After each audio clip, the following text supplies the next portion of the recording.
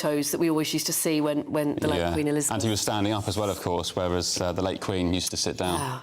Yeah. We're also talking this morning about worst Christmas presents. What was your worst Christmas present you received this year? Now, do let us know. Don't worry about offending people. Hopefully they'll see the joke. We just want to have a little bit of chat about this because there's a survey that's been done as to what people told Which that they'd received as a rubbish gift. And on this list... I don't see the problem with half of these, by the way. I can't get my head around this. A bag of onions. Why would you give somebody a bag of onions unless it was for cooking the Christmas lunch? A fly zapper. See, I don't see the problem in that. That's quite handy. But what you and I disagree about is a husband giving his wife a tub of anti-wrinkle cream. Why not? I'm sorry. I don't see... What's the issue? As I said earlier, somebody got me like an under-eye roller to get rid of bags and sort of dark circles, and I was very appreciative. I said, thank you so much. I said, do you think I'm looking haggard? He said, well, no, but you could do with it. See, if somebody sent me anti-wrinkle cream, I'd be thinking they're suggesting I've got to that point where I need a bit of work doing, well, which maybe I do. But anyway, let me know your worst Christmas presents. Tell us. What was yours, by the way? gbviews@gbnews.com.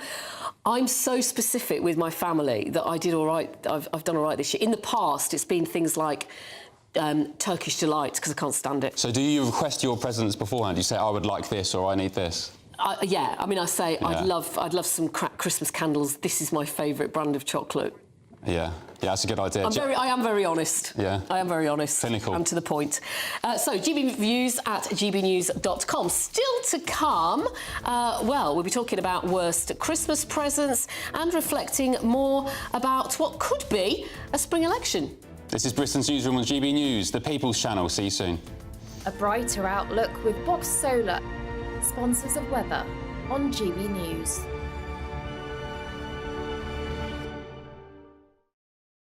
Hello there, good morning. I'm Greg Dewhurst. Welcome to your latest GB News weather forecast. Storm Gerrit is bringing some heavy rain, strong winds and some snow across parts of the country through the day ahead. We can see on the chart this morning plenty of cloud outbreaks of heavy rain. There could be some local disruption to your travel journeys with spray on the roads, localised flooding too. The rain bumping into colder air across Scotland, leading to some snow here. This combined with 60-70 miles an hour winds will lead to some blizzards. 60-70 miles an hour wind gusts possible around the coast, 40 to 50 inland.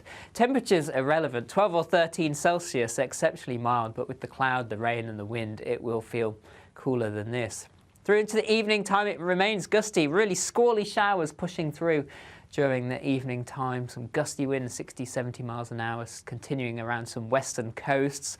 Overnight, we see the showers start to ease a little, the winds easing a little for some, but still wintry showers and strong winds across the far north of Scotland, which could again lead to some disruption first thing on Thursday morning. An unsettled day on Thursday, blustery showers across much of the UK, merging into some longer spells of rain, which could be heavy at times too. This feature giving some squally winds and rain as we move through the afternoon into the evening time. Temperatures a little lower for most, single figures across the north of the UK, staying in double figures towards the far south. That warm feeling inside from Boxed Boilers, sponsors of weather on GB News. Up next, spring tax cuts and inheritance tax cuts. Are we heading towards a spring election in 2024? Also, keep your answers coming in about your worst Christmas present. This is Britain's Newsroom on GB News, the People's Channel. Join us every night on GB News at 11 p.m. for Headliners, which is 3 top comedians going through the next day's news stories, which is exactly what you need, because when the establishment has gone crazy, you need some craziness to make sense of it. Headliners. You don't have to bother reading the newspaper. We've got it covered for you. Every night at 11 p.m. and repeated every morning at 5 a.m. We won't send you to sleep like some of the other paper review shows out there. So join us 11 p.m. every night on GB News. The People's Channel, Britain's news channel. I think the most exciting bit for me is talking to people. People who I think are ignored often by the major news channels. We're going to give news they want to hear. There's a voice there that needs to be heard. I think there's a chance here for a diversity of opinion to be expressed, which you don't find elsewhere. It's really exciting. We don't hold back. We're free to say how decisions that are taken here affect us all around the country. Only on GB News, the People's Channel, Britain's news channel. I'm Michelle Dewberry, and I'm not here to tell you what to think. I'd much rather hear what you have to say. So send in your opinions to gbviews@gbnews.com. Keep them clean, and you never know, I might read them out. With my panel here on Jubes & Co, we debate, we get stuck into the issues of the day on a show where all views are welcome, especially yours. GB News, the People's Channel, Britain's news channel. In the GB Newsroom, we bring you the news as it happens. With our team of dedicated journalists across the UK, we're ready to give you accurate reporting every day. When the news breaks, we'll be there with bulletins on GB News, the People's Channel, Britain's news channel. Your weekend starts here with Friday Night Live with me, Mark Dolan, 8 till 9 on GB News. Big stories, big guests and big laughs as we get you ready for a cracking weekend.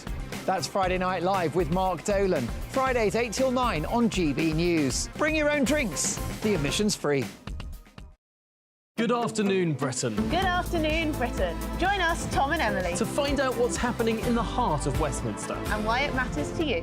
Weekdays from midday, we bring you the most compelling stories from across the United Kingdom. And from your doorstep to our inbox, That's right, we want to hear from you. GB News, Britain's news channel. Big news, big debates, big opinion. Patrick Christie's Tonight is the week's biggest show. Every weekday, 9 to 11 p.m, we've got the inside track on the day's top stories. There'll be sharp takes you won't get anywhere else. We will set the news agenda, not just follow it, and I want to bring you along for the ride. Whatever it is, we'll have our finger on the pulse. It's news, but it's this close to entertainment. Patrick Christie's Tonight, 9 to 11 p.m, only on GB News, the People's Channel, Britain's news channel. GB News is Britain's news channel, and now you can support it. All you have to do is scan that QR code that's up on your screen right now, or you can go to gbnews.com/support and become a GB News member. You'll have fantastic benefits. We're also going to organise special events where you as GB News members can meet the presenters, the on-screen faces. Scan the QR code or go to gbnews.com/support. Thank you so much.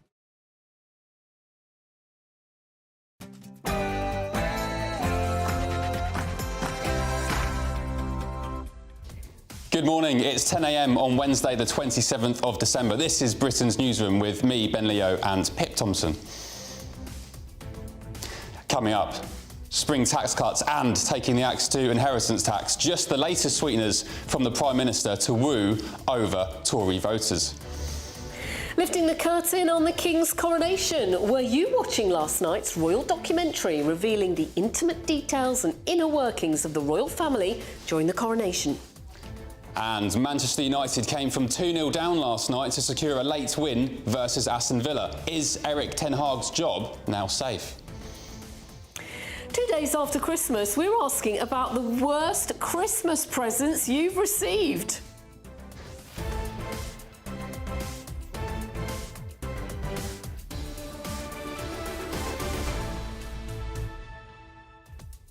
We're already getting some answers coming in there with photos attached. So we're looking forward to showing you those in a bit. Some dodgy looking gifts. So there's a rope brooch, which it looks fairly ominous, I might say.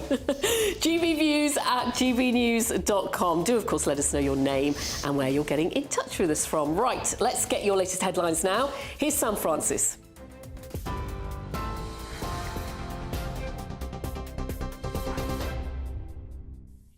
Pip, Ben, thank you very much. Good morning. I'm Sam Francis in the GB Newsroom. The headlines at 10.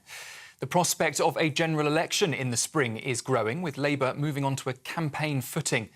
We understand Keir Starmer has told his front bench team to finalise their manifesto plans within weeks. The Labour leader has also told shadow ministers to have their policy proposals ready by mid-January. Well, it comes as reports have emerged that Downing Street is considering axing inheritance tax and reducing income tax. The move is one of a handful of attention-grabbing pledges that Number 10 hopes will boost Rishi Sunak's chance of a win. The Housing Secretary Michael Gove has also suggested to The Times that the party will cut the upfront cost of a home for first-time buyers in a pre-election giveaway. The Prime Minister has said that he intends to call a general election in 2024, but opinion is split on whether it will come in the spring or the autumn. Commuters could face train cancellations and flooded roads as Storm Gerrit hits the UK. Yellow weather alerts are in place across the UK, threatening to bring flooding and power cuts. ScotRail says passengers can expect long delays and cancellations from high winds and heavy rain. Passengers who are travelling home after Christmas Eve are warned to check their journeys ahead of time and travel only if necessary. Storm Gerrit is the 7th named storm of the current season, which started in September and runs until August next year.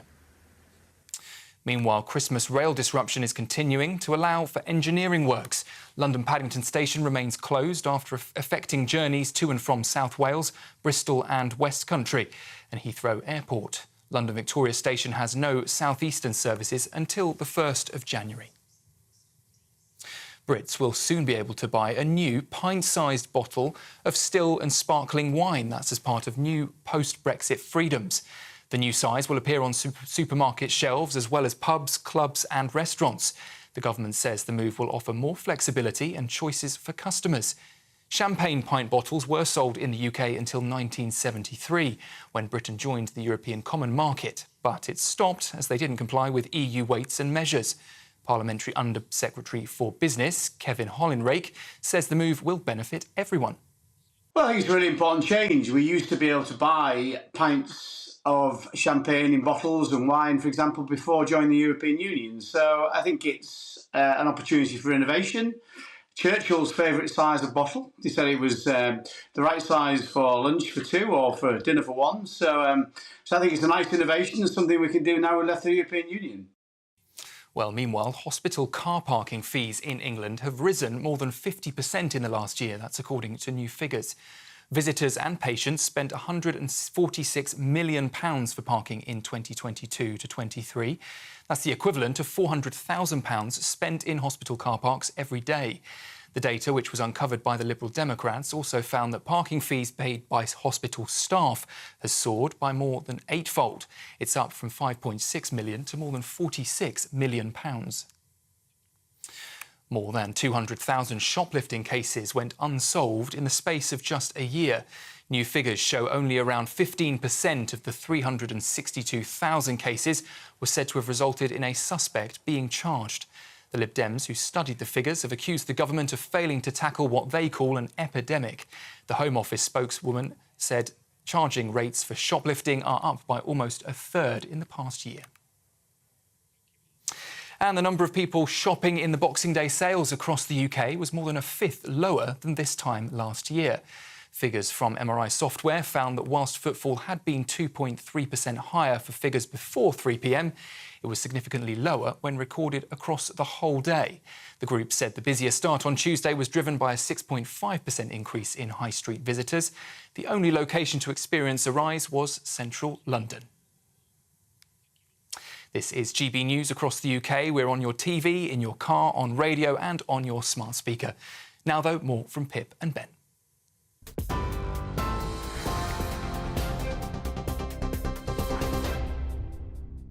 Sam, thank you very much. And thank you to you, viewers and listeners, because you are cracking us up this morning with the worst Christmas presents you've received. I'll just read you a couple. Keep them coming in, won't you? gbviews@gbnews.com. Carol from Newport in Wales, good morning. You say the worst present I received was a sexy set of underwear size 10. Unfortunately, I was a size 18 at the time.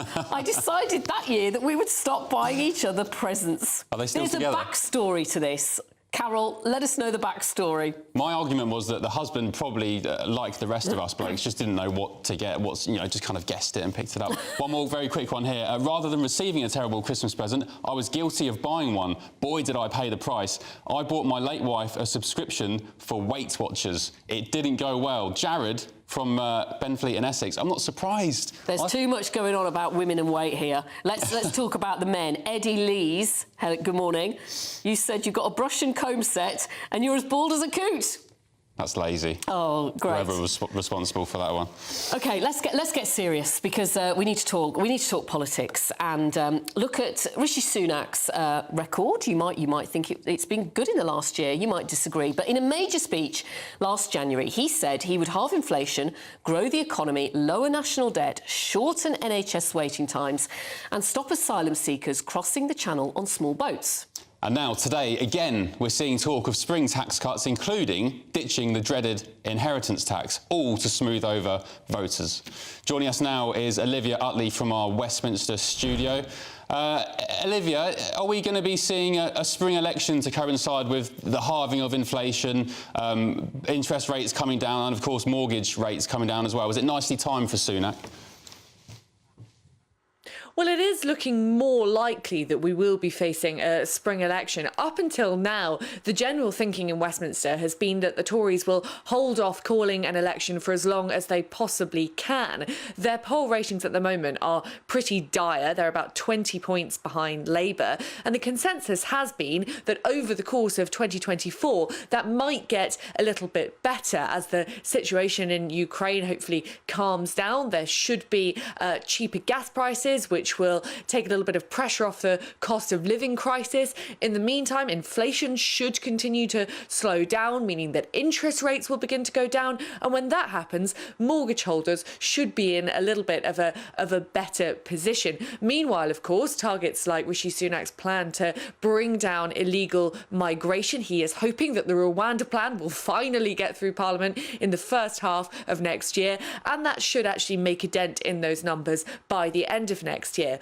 But there is new thinking that suggests that actually quite a lot of MPs think that it would be better just to rip the Band-Aid off and get the election over with in the spring. The thinking behind that is essentially that things could actually get worse. Yes, inflation is likely to fall. Interest rates are likely to go down. The immigration might finally begin to tumble. But will any of that happen fast enough for an election, even if it is at the end of next year? There's quite a lag on all of these things. The Rwanda policy is still making its way through the first stages in the House of Commons at the moment. So there are MPs, there are strategists in Westminster who think, no, let's hurry it up. Let's get it over with. Let's get some big, bold policies out in the next couple of months and have an election in May. And there is some evidence that those right at the top of government are getting keener on that strategy. Jeremy Hunt, in his autumn statement, promised a big tax cut, a big national insurance cut. And interestingly, he chose to bring it in with emergency legislation in January rather than leaving it to the beginning of the tax year in April, as is customary. Now, is that because he wants people to start feeling the effects of that tax cut in their pockets before an election? Quite possibly. Either way, both parties are very much on election footing at the moment. It feels as though we are gearing up to a campaign, but whether that campaign will be 12 months long or 4 months, we'll have to wait and see. With the Labour leader telling his shadow cabinet to be ready for an early election, how likely is that then to speed up Sir Keir Starmer's pledges? Because there's still plenty of people who haven't got a clue what he's campaigning on. Well, absolutely. And on an issue like illegal migration, for example, there are plenty of Labour voters and even a few Labour councillors and possibly some MPs who think that Keir Starmer hasn't really got his ducks in a row. His plan for illegal migration is to smash up the people smuggling gangs in France, as he keeps saying. The Conservatives argue that obviously that's what they've been trying to do for the last 13 years, and it's easier said than done. The other part of his plan is a returns agreement with the EU, whereby migrants who come to Britain illegally from France could be sent back to France, but in exchange, Britain would take a quota of migrants who land in the EU generally. That, of course, means that we could end up with more illegal migrants coming to the UK than we've got at the moment. Is a policy like that going to go down well with the general public? There are those in the Labour Party who think not. So, yes, could Keir Starmer and his shadow cabinet now be trying to finesse a few of those really important policy points in preparation for an election which could be coming much sooner than they were expecting? Olivia, just very, very briefly, how much notice does Sunak have to give before calling an election? That is a very good question, and I don't actually know the answer. I'm pretty sure it's about something like a couple of months, so it could be sprung on us pretty quickly. Yeah, I thought it might have been 8 weeks, but I wasn't too sure. But Olivia Utley, thank you very much, live in our Westminster studio. Let's move on now to the royals. It's been a busy year for the royal family as King Charles III embraces his first year of the reign. And last night, we were given a rare glimpse behind palace walls. Did you watch the documentary? It was a look into the rehearsals for last May the 6th coronation. Yeah, it was very good. Now let's take a look at the Prince of Wales and his family joining the King and Queen to rehearse the complex and ancient ceremony. Let's take a listen. The Prince of Wales has a key role in the coronation. Yes, of course. Yeah, wow, look at that food. This is a chance for the Prince to support the King as he prepares for his big day. I think what struck me particularly is how extraordinarily affectionate they are.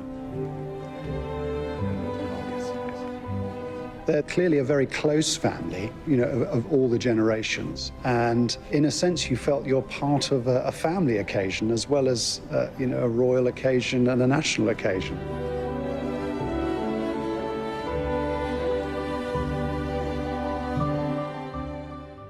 Well, there seemed to be a lot of genuine warmth there. Let's chat a little bit more about this with historian and royal commentator Rafe Hadel-Mancu. Very good morning to you, Rafe. Thanks for joining us. It'll be interesting to see how that documentary rates, won't it? Because the King's Christmas Day message topped the TV ratings. Nearly 6 million viewers tuned in. So it does seem like people have still got a lot of time for the royals. Yeah, you're absolutely right. And in fact, last year's Christmas message that he gave broke all records for the 21st century, with over 8 million watching. So there's very clear evidence that the King's succession has gone very well indeed. I think he'll be very happy with the reception to his King's speech on various levels. And as you say, with this documentary yesterday, which I think showed, you know, the true nature of the King and Queen behind all that sort of formality. We're very used to these types of BBC documentaries. Even during the Queen's reign, we saw a more informal side to Her Majesty in her documentaries. But I think this went a step further in sort of in candour and informality, and reflects, I think, the character of His Majesty, who we know has a great sense of humour, and also of Queen Camilla, who is the most down-to-earth and approachable member of the royal family. So there were some lovely little scenes there. The King holding up his robes like wings and saying, "I can fly." The Queen referring to the page boys with her as, you know, "Here I am with the lads." And I think that sort of reflects each monarch has to put their own stamp on the monarchy and set the tone for the new reign. And I think we're getting a good glimpse of the King here, respecting all the formality of the coronation and so forth, but also realising the monarchy has to modernise to be relevant to the 21st century. Rafe, following what's been, some would argue, 2 years of attacks from Harry and Meghan when it comes to the monarchy and Charles, is this a bit of a PR win, this documentary? As you said, showing the lighter side of the King and actually rebutting claims in Harry's book that his father, when he was a child anyway, things could have changed, but that his father was quite cold and unaffectionate, because we saw in the documentary some really heartwarming scenes of Charles embracing Prince Louis and Prince George and giving them a peck on the cheek before the coronation. Yes, absolutely right. You know, there were two PR camps in the 1990s. There was Diana's PR camp and the Prince of Wales's PR camp. Diana was far more effective at getting over that idea that she was the loving, doting mother. The King wasn't as good at doing that, even though he actually was. He was so hands-on with his children, and I think, you know, we're seeing with the way he interacts with his grandkids also, and the genuine love and warmth he has around his son too, the true essence of the King. And you're quite right, this has been a good PR move for the King because, you know, the first year, as I said, of the King's reign is his chance to show the nation and the Commonwealth what type of a monarch he'll be. And I think this documentary does in a good way summarise this year. We've seen a foreign state visit by the President of Korea. President Biden's arrived here. We've seen the King win over the French and the Germans with those terrific visits to Germany, where he impressed them with his knowledge of German, and in France, where he received a huge standing ovation from the French Assembly, and also as head of the Commonwealth, going for the first time to a Commonwealth nation as sovereign, going to Kenya, where, of course, there were big issues about Britain and the Mau Mau uprising, and we saw that he was every bit a worthy successor to his mother in the way that he diplomatically handled that and won the respect of the Kenyans. Do you think, Rafe, that being as it's nearly 4 years since Harry and Meghan stepped down as working royals, that really we should just stop talking about them as much? You know, they always crop up in every conversation we have. And don't get me wrong, yes, they're fascinating. Yes, there are a lot of headlines that they have, you know, carefully curated for themselves. But it is nearly 4 years now. Yes, I'd like nothing better than to stop talking about Harry and Meghan. Unfortunately, I'm always asked to speak about them. But you're quite right here. You know, the Harry and Meghan's fame relates to their proximity to the royal family. And the further away they get from the royal family and the more time that elapses between their last contact with the royal family, the less relevant they are. And we're seeing the effects of that now in America, of course, where we've seen their poll ratings take a nosedive. They're becoming increasingly irrelevant, and I think it's time we all woke up to that fact and actually focus on the positivity around the monarchy, which is one of the few institutions left in this country, along with the military, with our armed forces, that actually serves as a way to unite us. And I think we can, most of us at least, can agree that it's a good thing for the country.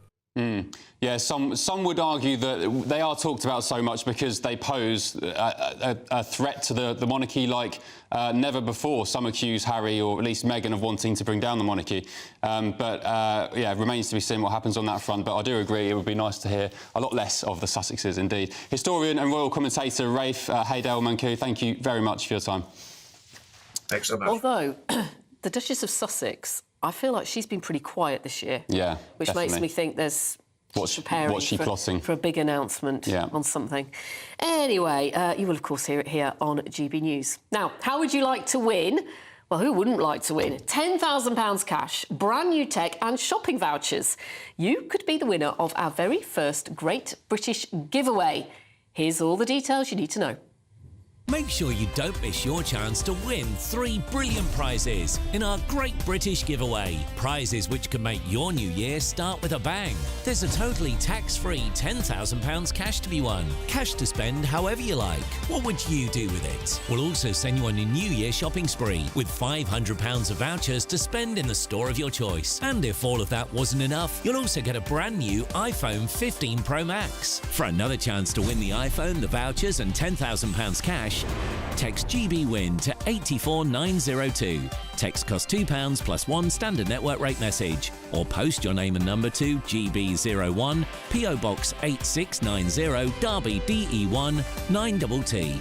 UK only. Entrance must be 18 or over. Lines close at 5 p.m. on Friday the 5th of January. Full terms and privacy notice at gbnews.com/win. Good luck.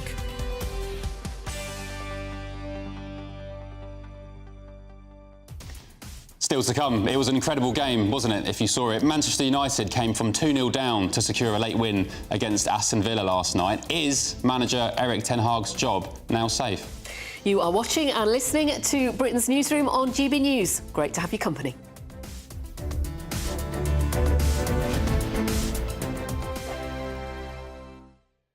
Wake up to the headlines with Headliners every morning at 5 a.m.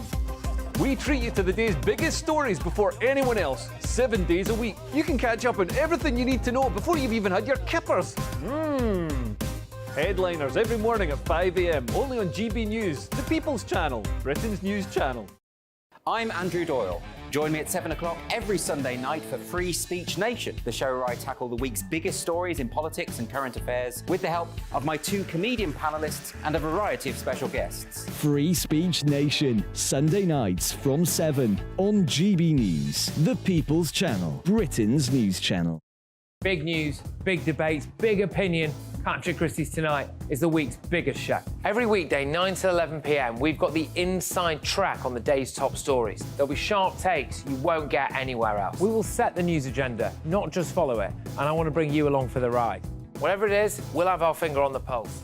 It's news, but it's this close to entertainment. Patrick Christie's Tonight, 9 to 11 p.m, only on GB News, the People's Channel, Britain's news channel.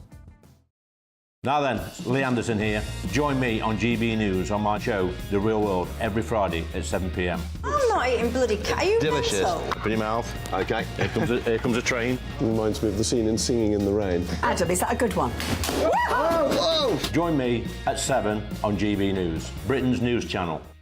What you get for breakfast is something that, if we do our jobs right, you will wake up to news that you didn't know the night before. It's a conversation. It's not just me and Eamon. We want to get to know you, and we want you to get to know us.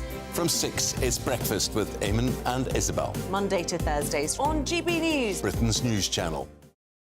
Have a great Saturday night with me, Leo Curse, on this Saturday Night Showdown. It's a crazy world out there, so come and make fun of it with me, my panel of comedians, and a couple of people who actually know what they're talking about. This Saturday Night Showdown is your front row ticket to the clown show, every Saturday, only on GB News, the People's Channel, Britain's news channel. Good afternoon, Britain. Good afternoon, Britain. Join us, Tom and Emily, To find out what's happening in the heart of Westminster. and why it matters to you.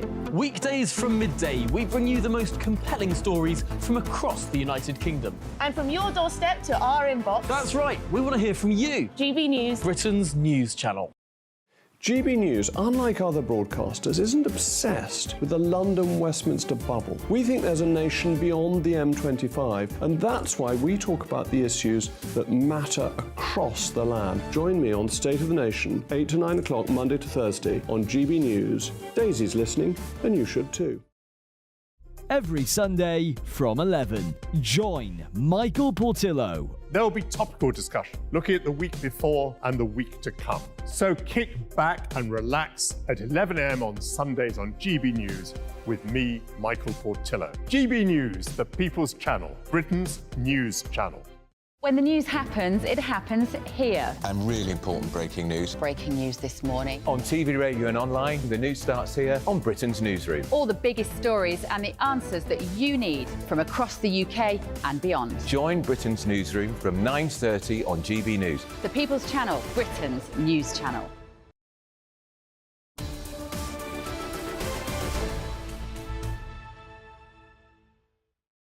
Good morning and season's greetings. I think you can still say that, can't you, between Christmas and New Year? It's still technically the Christmas season, so yeah, you're safe. It is almost 10:25. You are with Britain's Newsroom on GB News with Ben Leo and me, Pip Thompson. Right, lots of very interesting emails come in about worst Christmas presents. A lot we can't read, by the way, maybe after the 9 p.m. watershed, but what have you got there, Pip? Oh, well, Steve in Wakefield says, look at this horror gifted to me by my brother and sister-in-law. What on earth is that? Sexy Steve corkscrew. That's quite novel, though, isn't it? I'd probably keep that in my kitchen. I'm such a Scrooge, though. I hate those kind of presents. Why? You're never going to use it. Where are you going to put them? It's taking up space. It's like someone gave me once, no offence to this person, they'll know who they are, but they gave me a book of famous last words of people on their deathbed. And I'm just thinking, when am I going to read that? Well, you never know. It's not a holiday read, is it? I'm not going to take it on the sunbeds. No, but you might be, at home with flu. I don't know. Think about things to read. But as other people have said, it's the thought that counts. And you are absolutely right, but it's still nice to have a laugh about your worst Christmas presents. Like Tricia says, when I worked in a large retailer, one man came in and bought an expensive vacuum cleaner for his wife. I said to him, she won't be happy. It came back unopened after Christmas for a refund. Got her money back. Keep Clinical. those coming in. Loving them. GBviews at gbnews.com. Let's go through the biggest moments of yesterday's Boxing Day fixtures. And if you're a Villa fan, Aidan, it was a pretty rubbish Christmas present. Well, it was going brilliantly, Pip, up until half-time. I mean, the post-mortems are being written at half-time for Man United. I mean, everyone assumed with Dave Brailsford in the stand that Erik ten Hag would be on his last legs going into January. But, yeah, if you're Villa, I have to say, I mean, what a performance in the first half. They looked comfortable, they looked slick, they looked everything I predicted they might be in the last 48 hours. But I'll tell you what, if you're really title contenders, irrespective of whether you're going to a massive arena like Old Trafford, you've got the places completely grumpy and moody because they're losing. There's no impetus from United coming out from anywhere. If you're 2-0 up at half-time, you've got to see that out. Yeah. And they did not manage to do it. And that's be a massive disappointment for them. That's their first defeat since bonfire night. It's now about how they recover from that. But for United, I mean, that was a big story of the day. Because at half-time, it was curtains for Ten Hag, it looked like. But then this is a sign of a bad culture, because if the players can just suddenly turn things around on a switch like that at half-time and come out and look a completely different side and turn the game around and get a morale-boosting win, well, where the hell have they been for the last month? Where the hell have they been for the last 6 weeks? Where the hell have they been the last 10 years? Yeah, why can't you do that from the start of the match? It's a bad culture. If they've got it in them... I remember Alex Ferguson, when he played against Leeds back in 1996, he criticised the opponents because his manager, one of his friends was managing them, and Leeds played brilliantly last night. They didn't win, but he said, these players are cheating their manager. They're good players. Why don't they play like this every week? And that's the problem when you're United and some of the big clubs you play against teams who raise their game, and it leaves managers thinking, if you're that good, why aren't you up in the table with us? And also, Sir Jim Ratcliffe was in the stands as well watching. He's just bought a 25%. Yeah, he wasn't in the stand. He wasn't around. But Sir Dave Brailsford, his number 2, was there. I don't really know what Sir Dave Brailsford's going to do, considering he's not got much of a background in football, and his record in cycling was pretty good when they had money going into it. But after that, not so good when they had allegations of cheating, etc. But look, they bought 25% of the club. Pip and I have covered it extensively in the last few days. But he's in control of the football side of things. Right. Now, to me, you need football personnel who understand the game. There are exceptions, but I think of Sir Clive Woodward going into Southampton back in 2005. It did not work. The guy didn't know anything about football. Harry Redknapp got annoyed. He got ruffled from above, and he left. The club ended up getting relegated. They didn't come back for 7 years. Eric Ten Hag's job, then, is it safe or safer? I don't think you can ever be safer on the back of half a performance. But they did turn it round, and the morale will be good. It depends on the upcoming fixtures. Look, Sam Allardyce said to me years ago, he said, Aidan, you only ever, no matter how well you're doing, you're only ever 6 games away from the sack. So you're only also maybe 2 or 3 games away from saving your job as well. So he's a positive guy, Eric Ten Hag. I just don't think he looks like a Man United manager to me. I understand there's a fracture in the dressing room, and that was very evident on the pitch, certainly in the first half yesterday and in the last few weeks. They turned it around yesterday. That's a sign of a bad culture. What's this about Fulham's goalkeeper being naughty? Well, he wanted to get on with the game. His team were losing down at the Vitality down at Bournemouth, and he kind of manhandled the ball boy just a little bit. His manager came out afterwards and said, I haven't seen it. And then about 10 minutes later, he said, oh, well, it wasn't really a push. He just sort of touched him. So he had seen it. It was just a bit of a shove, wasn't it? I think the keeper was upset that he was taking his time to give him the ball back after it went out. Yeah. He's 6'6", and he shouldn't be really, raising his hands to a young boy. There is precedent for this back in 2012-13. Eden Hazard manhandled a ball boy down at Swansea. There was no punishment for. He gave him a boot, didn't he? In the stomach? He did. Yeah. No. I think he sent him some boots afterwards to say thanks. Right. Yeah. I thought the actual the crime, so to speak, was that the ball boy had the ball on his stomach. Well, this is the thing. It's naughty because the clubs are obviously instructing their ball boys or ball girls to keep hold of the ball. If you're winning, then just keep hold of it. Make it a little bit difficult for the player to resume the game. It's an old trick. I know people used to do that kind of thing when I was a kid. Used to be ball boys and ball girls at football matches, and also the last thing you want to do as an away keeper is get the crowd on your back, by exactly. Well, I mean, some of the housery that used to go on were things like, I knew someone who's a ball boy at Charlton Athletic back in the 80s, and they said when you get the ball, just even if it's raining or not, have a bucket nearby and just put it in the water so that when the opponent takes the throw, it slips out of his hands.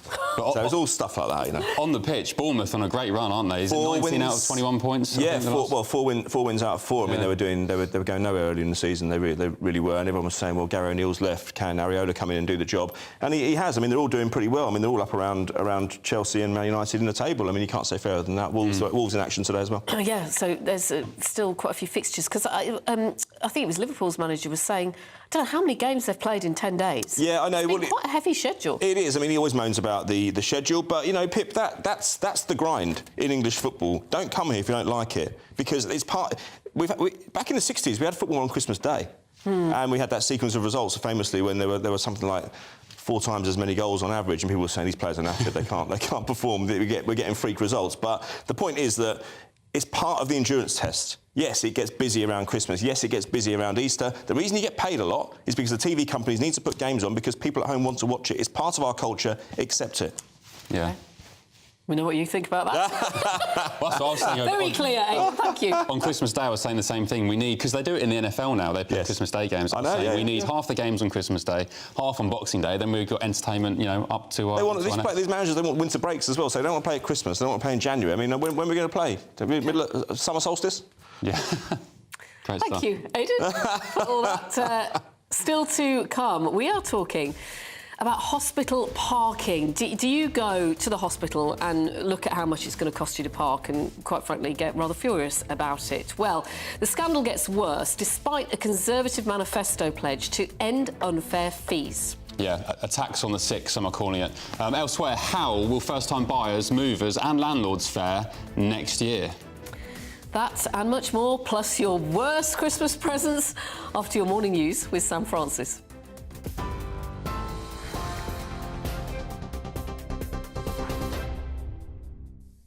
Pip, Ben, thank you very much. It's 10:32. I'm Sam Francis in the GB Newsroom.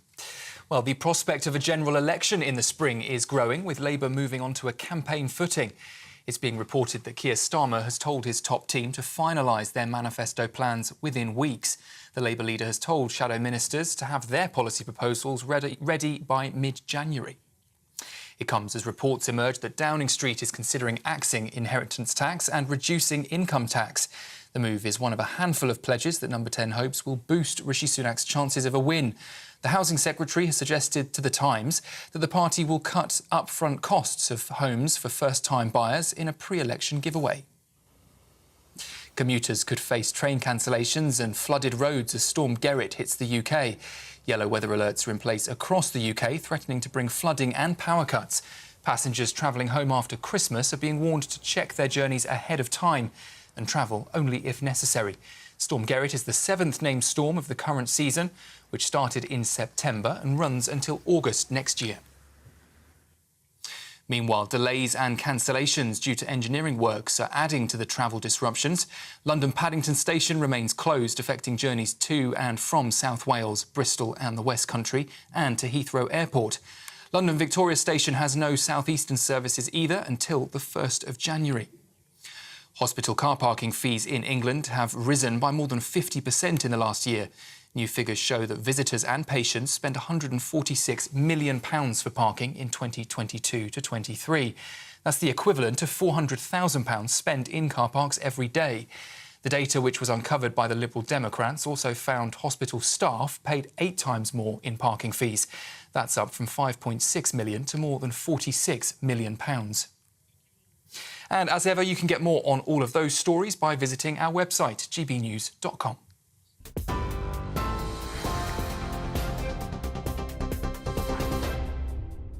For stunning gold and silver coins you'll always value, Rosland Gold proudly sponsors the GB News Financial Report.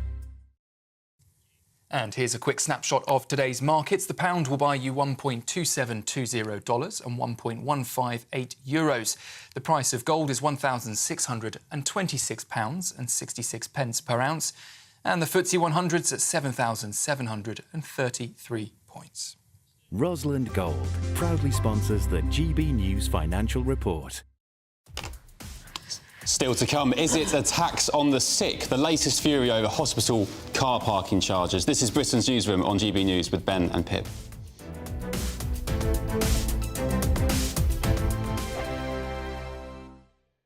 Your weekend starts here with Friday Night Live with me, Mark Dolan, 8 till 9 on GB News.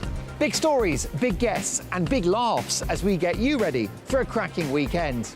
That's Friday Night Live with Mark Dolan. Fridays 8 till 9 on GB News. Bring your own drinks. The admission's free. In the GB Newsroom, we bring you the news as it happens. With our team of dedicated journalists across the UK, we're ready to give you accurate reporting every day. When the news breaks, we'll be there with bulletins on GB News, the People's Channel, Britain's news channel. Big news, big debates, big opinion. Patrick Christie's Tonight is the week's biggest show. Every weekday, 9 to 11 p.m, we've got the inside track on the day's top stories. There'll be sharp takes you won't get anywhere else. We will set the news agenda, not just follow it, and I want to bring you along for the ride. Whatever it is, we'll have our finger on the pulse. It's news, but but it's this close to entertainment. Patrick Christie's Tonight, 9 till 11 p.m, only on GB News, the People's Channel, Britain's news channel. Join us every night on GB News at 11 p.m. for Headliners, which is 3 top comedians going through the next day's news stories, which is exactly what you need, because when the establishment has gone crazy, you need some craziness to make sense of it. Headliners. You don't have to bother reading the newspaper. We've got it covered for you. Every night at 11 p.m. and repeated every morning at 5 a.m. We won't send you to sleep like some of the other paper review shows out there. So join us 11 p.m. every night on GB News. The People's Channel, Britain's news channel. I'm Michelle Dewberry, and I'm not here to tell you what to think. I'd much rather hear what you have to say. So, send in your opinions to gbviews@gbnews.com. Keep them clean, and you never know, I might read them out. With my panel here on Jubes & Co, we debate, we get stuck into the issues of the day on a show where all views are welcome, especially yours. GB News, the People's Channel, Britain's news channel. Tired of the usual focus-tested, pre-prepared Westminster runaround? Well, so am I. So you want higher taxes? Is your department to blame for this? Are you rethinking this policy? Every Sunday at 9:30, I'll be sitting down with those in power to get the truth about the issues affecting you. Let's be honest, we've known about the cost pressures of this project for years, not months. That's the Camilla Tominey Show, a politics show with personality. On GB News, the People's Channel, Britain's news channel. I think the most exciting bit for me is talking to people. People who I think are ignored often by the major news channels. We're going to give news they want to hear. There's a voice there that needs to be heard. I think there's a chance here for a diversity of opinion to be expressed, which you don't find elsewhere. It's really exciting. We don't hold back. We're free to say how decisions that are taken here affect us all around the country. Only on GB News, the People's Channel, Britain's news channel. Good afternoon, Britain. Good afternoon, Britain. Join us, Tom and Emily, to find out what's happening in the heart of Westminster and why it matters to you. Weekdays from midday, we bring you the most compelling stories from across the United Kingdom. And from your doorstep to our inbox. That's right, we want to hear from you. GB News, Britain's news channel.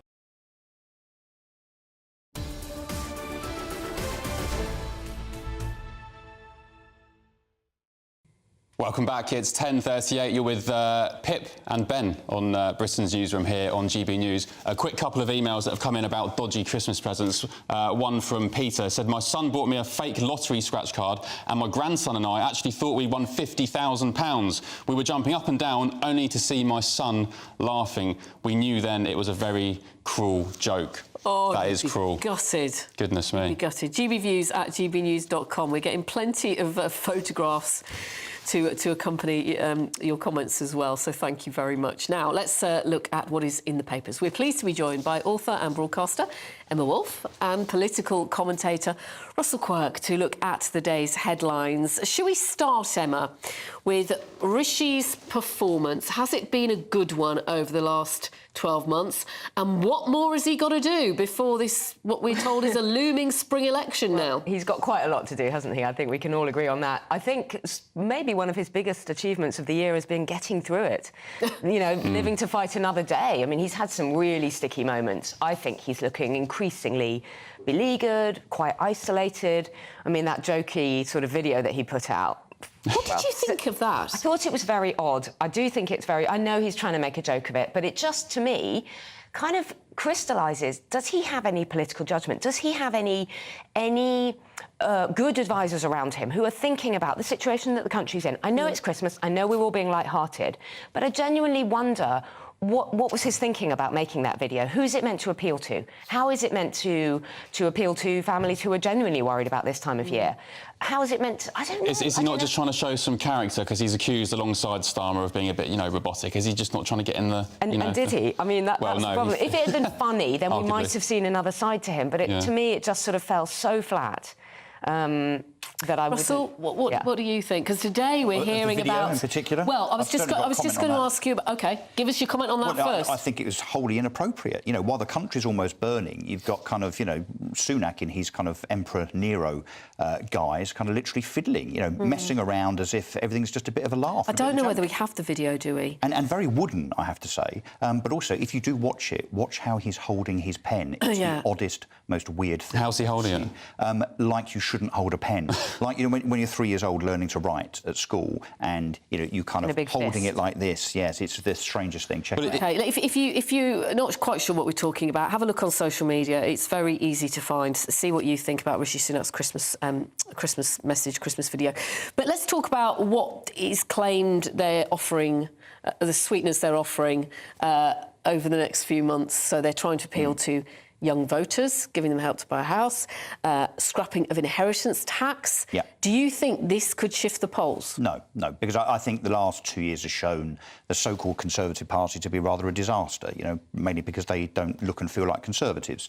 I think now, at this kind of last stage, maybe 10 months, 11 months out from an election, you know, to be so contrived and naive as to think by saying to a few first-time buyers, here's a new scheme to allow you to get onto the first rung of the property ladder, and that now might make apparently there's only 6% of those under 25 would now vote Conservative. So to turn that 6% into something meaningful, they'll have to do an awful lot more than just bribe first-time buyers, I think, with a mortgage product. Emma, sorry to interrupt, Russell. I was looking at the reaction online to all these mooted tax cuts and, of course, maybe the re-emergence of the Help to Buy scheme. And actually, everyone online was saying, we don't care about all this stuff. We just want to see the small boats stopped and, of course, legal migration, which the Tories have complete control over, reduced to the tens of thousands, like some have promised in recent years. Which is well over 700. Yeah, the legal migration, well over 700,000, could be nudging 1 million by next year. Who knows? I think you're right, and I think that people are not fools. I think that's the problem. For a couple of months now, well, probably longer,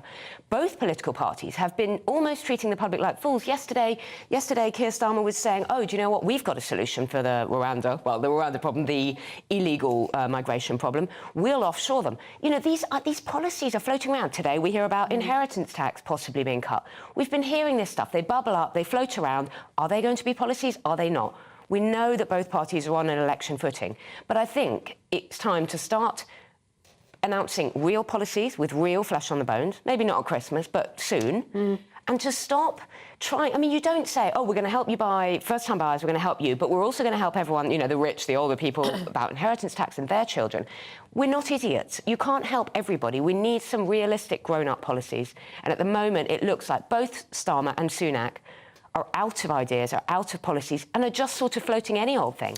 Well, they're going to have to get a wriggle on because we could have a general election this spring. Russell, let's talk about someone else's performance, King Charles, his first full year as king. Are you a fan? I'm a royalist, so I'm a supporter of the royal family. I think King Charles has done OK, and I think it's probably a question of no fireworks, no explosions, really.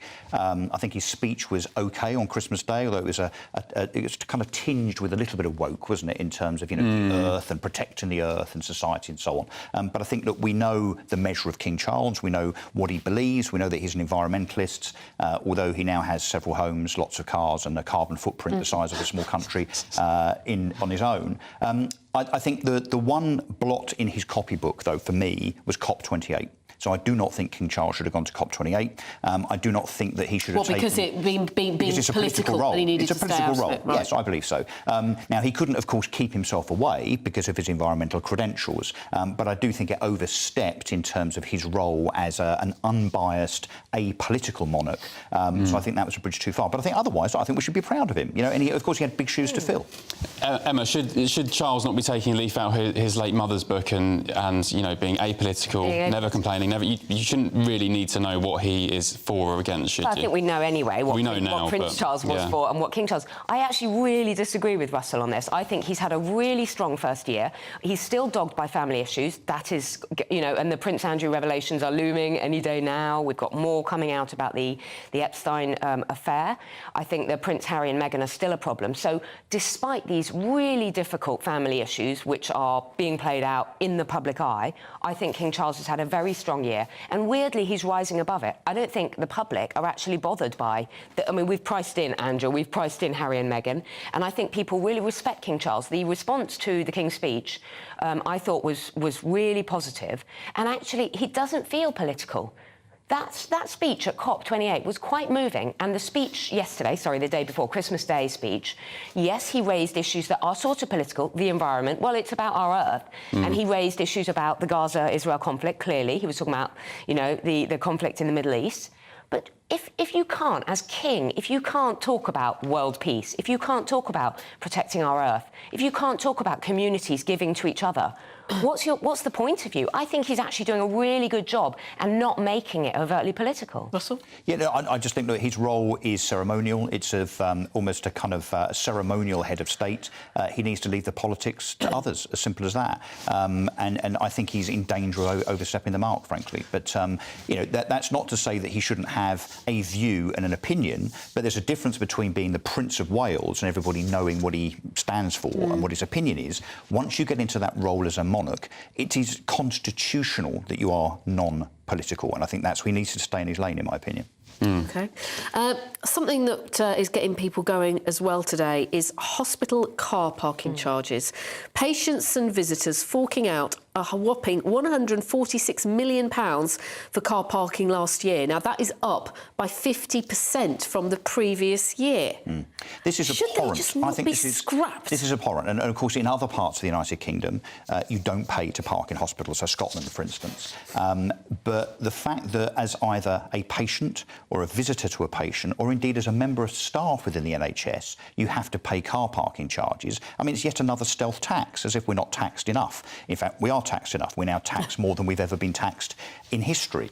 So I think one is the amount of money that is now being recouped, if you like, gained by NHS trusts, up to £150 million a year, as you say, trebled in 2 years. But also the faff when it comes to how you have to pay for your parking. I don't know if anybody recently has tried to do that. You know, it's a real pain. So I think this should be scrapped entirely. And let's be honest, £150 million as a percentage almost of the total NHS budget of £180 billion a year.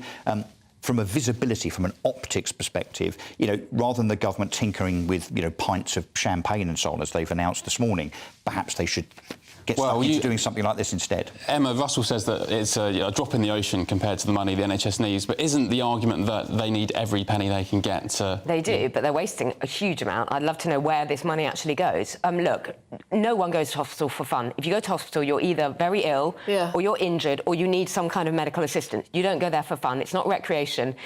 If I were Labour, if I was Starmer this morning, or if I was Sunak even, I would say, boom, that would be something I would announce, they're scrapped. You know, that is something solid that they could do that people actually care about. We've all been there with an elderly parent or a grandparent or a sick child or a woman in labour or whatever it is. And I know some of these do get exemptions if you are staying overnight. Well, the current NHS guidance says that there is exemptions for disabled people, frequent outpatient attenders, parents of sick children staying overnight and staff working night shifts. It's still very, very difficult. When you turn up at hospital, you are expected that, you know, some of these exemptions may be... It's a bit like arranging patient transport. I don't know if you've ever tried to do that for a relative.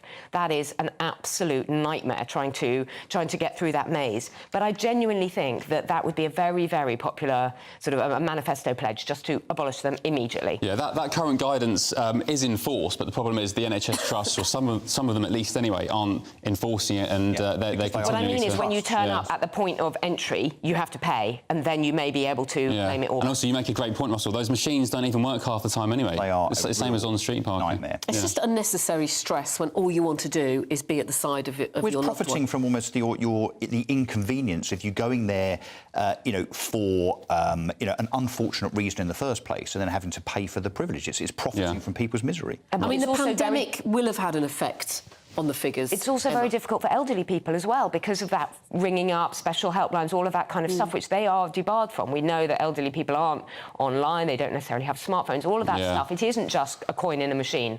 And also, if you're with someone, they become sicker, you have to be running in and out. The whole thing. Yeah, that's really part of the wider argument with the loss of cash, really. A lot of these days you need apps to download apps on smartphones. And that stops a lot of people from being and part I of the suspect world. someone with a business brain could go in and save £150 million in the NHS in about 5 minutes. Get rid of a few diversity inclusion managers. Which they're still spending £600 million a year on, Ben. And are there still, I'm just trying to think about my local hospital, are there car parking machines cash only? A lot of them still only take cash? I know. My understanding was that they were those phone helplines where you have to ring up and We have to download that an way. app in some Yeah, way. it's just a faff, isn't it? And then if you've got if you ring an up, older it takes person, 25 minutes. An older person has to be talked through it, though. It's very difficult. And also, public transport is available, say, in major London hospitals. But if you're sick, you can't. You know, if you've broken your leg, how are you going to get there? The problem is, many rural areas you don't have easy access to public transport. So the whole thing is really quite. I'd also love to know how many fines are levied, the amount of fines that are levied for people that aren't able to understand the parking rules properly. So, notwithstanding the amount that people are actually paying for their tickets on a day-to-day basis, how much is being levied in fines for those not actually being able to use We get stories every now and then of nurses working night shifts for weeks and weeks on end, not knowing they've been fined because of some silly parking intervention, and they've been slapped with £5,000-6,000 fines. Half their shift's pay, yeah. probably, in a fine. Yeah, and it's a tax on caring. That's what people are calling it. It's not a good look. Russell, did you say diversity and inclusion budget is 600 million? Yeah, something like that. Yeah. Goodness me.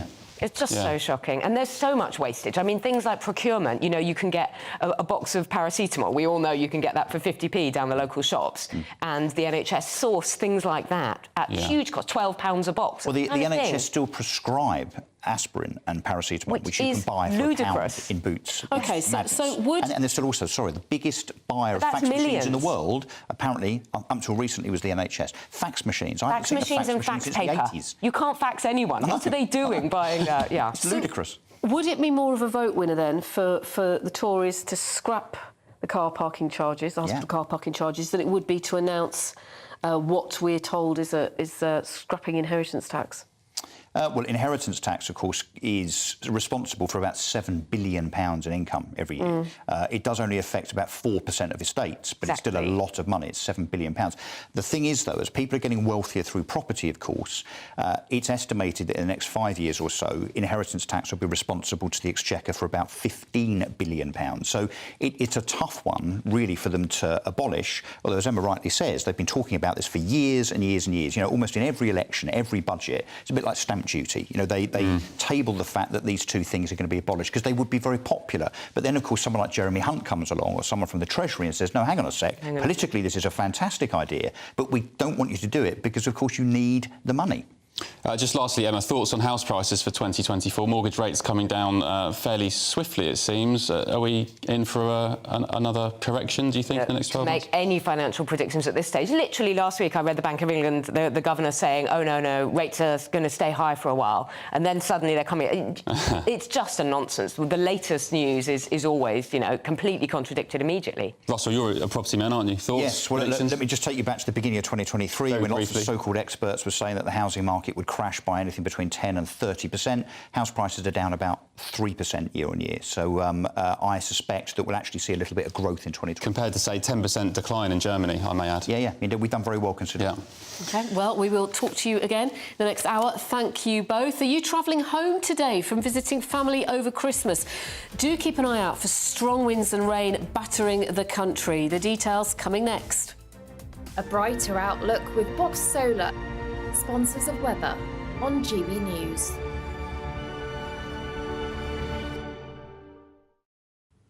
Hello, it's Aidan McGibbon here from the Met Office with the GB News forecast. Storm Gerrit is bringing strong winds and gales to much of the UK through the rest of the day. Heavy rain and in some places heavy snowfall. And Gerrit moves across parts of northwest UK with its trailing weather fronts bringing outbreaks of heavy rain, and as that rain moves into cold air across northern Scotland, some significant snow above 200 metres and some blizzards and drifting of that snow as well, 20 centimetres plus over higher parts of northern Scotland. Heavy rain as well for many other parts of the UK sweeping through, followed by blustery showers and gales with 50 to 60 mile-per-hour wind gusts for southern coastal counties of England. Western parts as well seeing 50 mile-per-hour wind gusts. And the winds peaking across northern Scotland later in the day with the risk of 80 mile-per-hour wind gusts. So some treacherous conditions out there during the rest of Wednesday. Overnight it stays blustery with further showers coming in and the chance of 60 or or even 70-mile-per-hour wind gusts in some of these showers across western parts. And, of course, with the wind and those showers, it's going to be generally frost-free, but we'll continue to see some snow over the hills of Scotland in those showers. And then as we start off Thursday, well, really, it's a very blustery day. It's less windy compared with Wednesday, but still a strong wind out there. Frequent showers or longer spells of rain. Still some hill snow across northern Scotland, but there will be some drier and brighter interludes in between the heavy showers.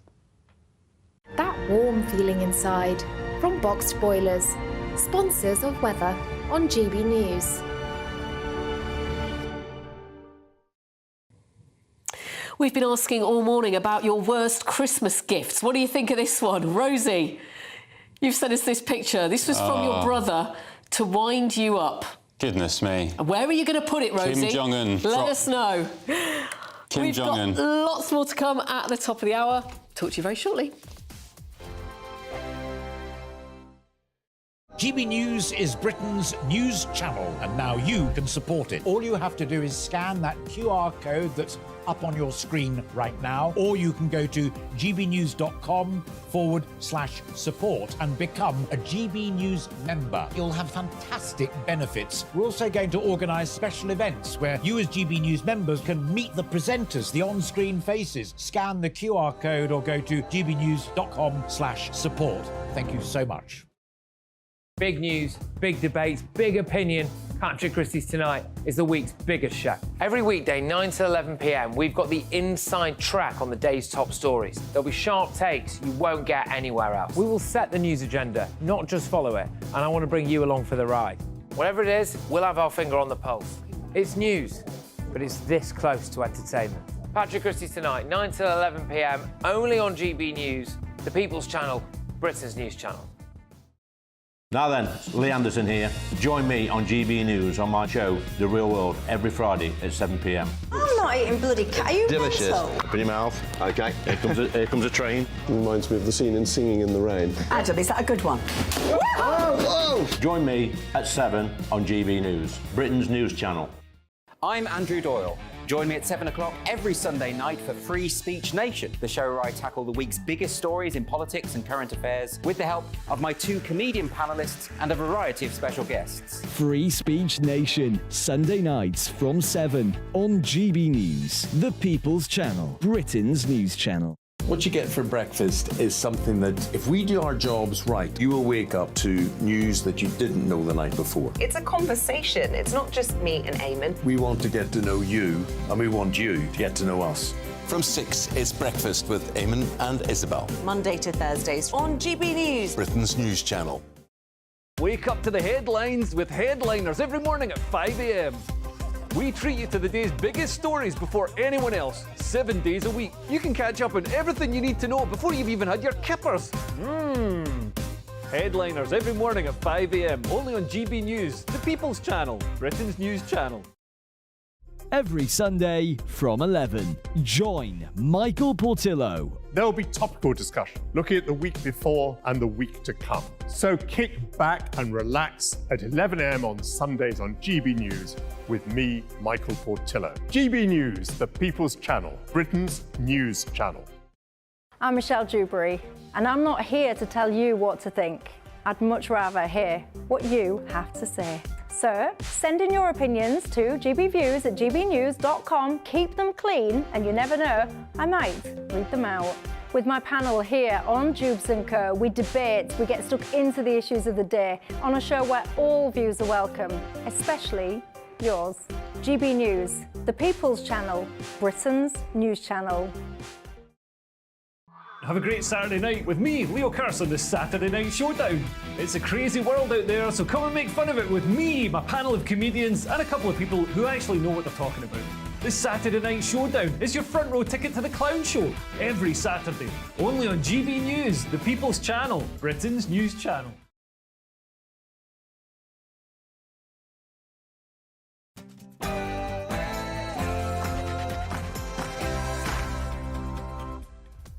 Good morning. It's 11 a.m. on Wednesday, 27th of December. This is Britain's Newsroom with me, Ben Leo, and Pip Thompson.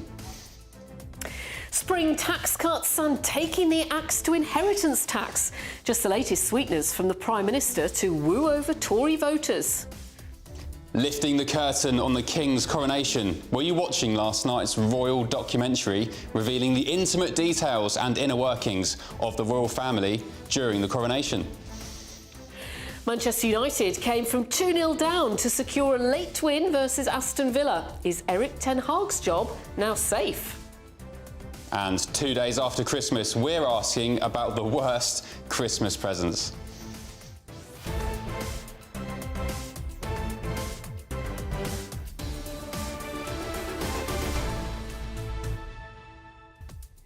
And we're also asking you about hospital car parking charges. I think this has got you going as well this morning because of the amount of money being raked in by these fees. What do you think on everything we're talking about so far today? GB Views at gbnews.com, and we look forward to hearing from you. Let's get your latest headlines now with Sam Francis.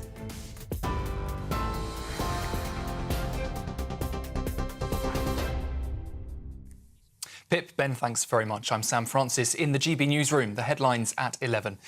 The prospect of a general election in the spring is growing, with Labour moving on to a campaign footing. We understand that Keir Starmer has told his frontbench team to finalise their manifesto plans within weeks. The Labour leader has told shadow ministers to also have their policy proposals ready by mid-January. Well, that comes as reports have emerged that Downing Street is considering axing inheritance tax and reducing income tax. The move is one of a handful of attention-grabbing pledges that Number 10 hopes will boost Rishi Sunak's chances of a win. The Housing Secretary Michael Gove has also suggested to The Times that the party will cut the upfront cost of a home for first-time buyers in a pre-election giveaway. The Prime Minister has said that he intends to call a general election in 2024, but opinion is split on whether it will come in the spring or the autumn. Thousands of travellers are at risk of missing their flights due to multiple signal failures on the rail networks. East Midlands Railway said the issue is disrupting services between London St Pancras and Luton Airport. Earlier, a Thameslink service calling at the airport was delayed by nearly 2 hours. Meanwhile, Christmas rail disruption is continuing as engineering works take place. London Paddington remains closed, affecting journeys to and from South Wales, Bristol, the West Country and Heathrow Airport. Commuters are also facing train cancellations and flooded roads as Storm Gerrit hits the UK, with multiple yellow weather alerts in place. Storm Gerrit is the 7th named storm of the current season, which started in September and runs until August next year. Brits will soon be able to buy new pint-sized bottles of still and sparkling wine. That's as part of new post-Brexit freedoms. The new size will appear on supermarket shelves as well as pubs, clubs and restaurants. The government says the move will offer more flexibility and choice for customers. Champagne pint bottles were sold in the UK until 1973 when Britain joined the European Common Market, but it stopped as they didn't comply with EU weights and measures. Parliamentary Under-Secretary for Business, Kevin Hollinrake, says the move will benefit everyone. Well, I think it's a really important change. We used to be able to buy pints of champagne in bottles and wine, for example, before joining the European Union. So I think it's an opportunity for innovation. Churchill's favourite size of bottle. He said it was the right size for lunch for 2 or for dinner for 1. So I think it's a nice innovation and something we can do now we've left the European Union. Well, hospital car parking fees in England have risen by more than 50% in the last year. That's according to new figures. Visitors and patients spent £146 million for parking in 2022 to 23. That's the equivalent of £400,000 spent in hospital car parks every day. The data, which was uncovered by the Liberal Democrats, also found parking fees paid by hospital staff has soared more than 8-fold. It's up from £5.6 million to more than £46 million. More than 200,000 shoplifting cases went unsolved in the space of a year. New figures show only around 15% of the 362,000 cases were said to have resulted in a suspect being charged. The Lib Dems, who studied the figures, have accused the government of failing to tackle what they call an epidemic. A Home Office spokeswoman said charging rates for shoplifting are up by almost a third in the past year.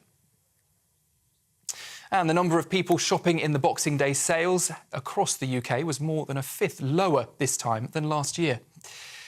Figures from MRI software found that whilst footfall had been 2.3% higher for figures before 3 p.m. It was significantly lower when recorded across the day as a whole. The group said a busier start on Tuesday was driven by a 6.5% increase in high street visitors, and the only location to experience a rise was central London. This is GB News across the UK. We're on TV, in your car, on digital radio and on your smart speaker. Now, though, more from Pip and Ben.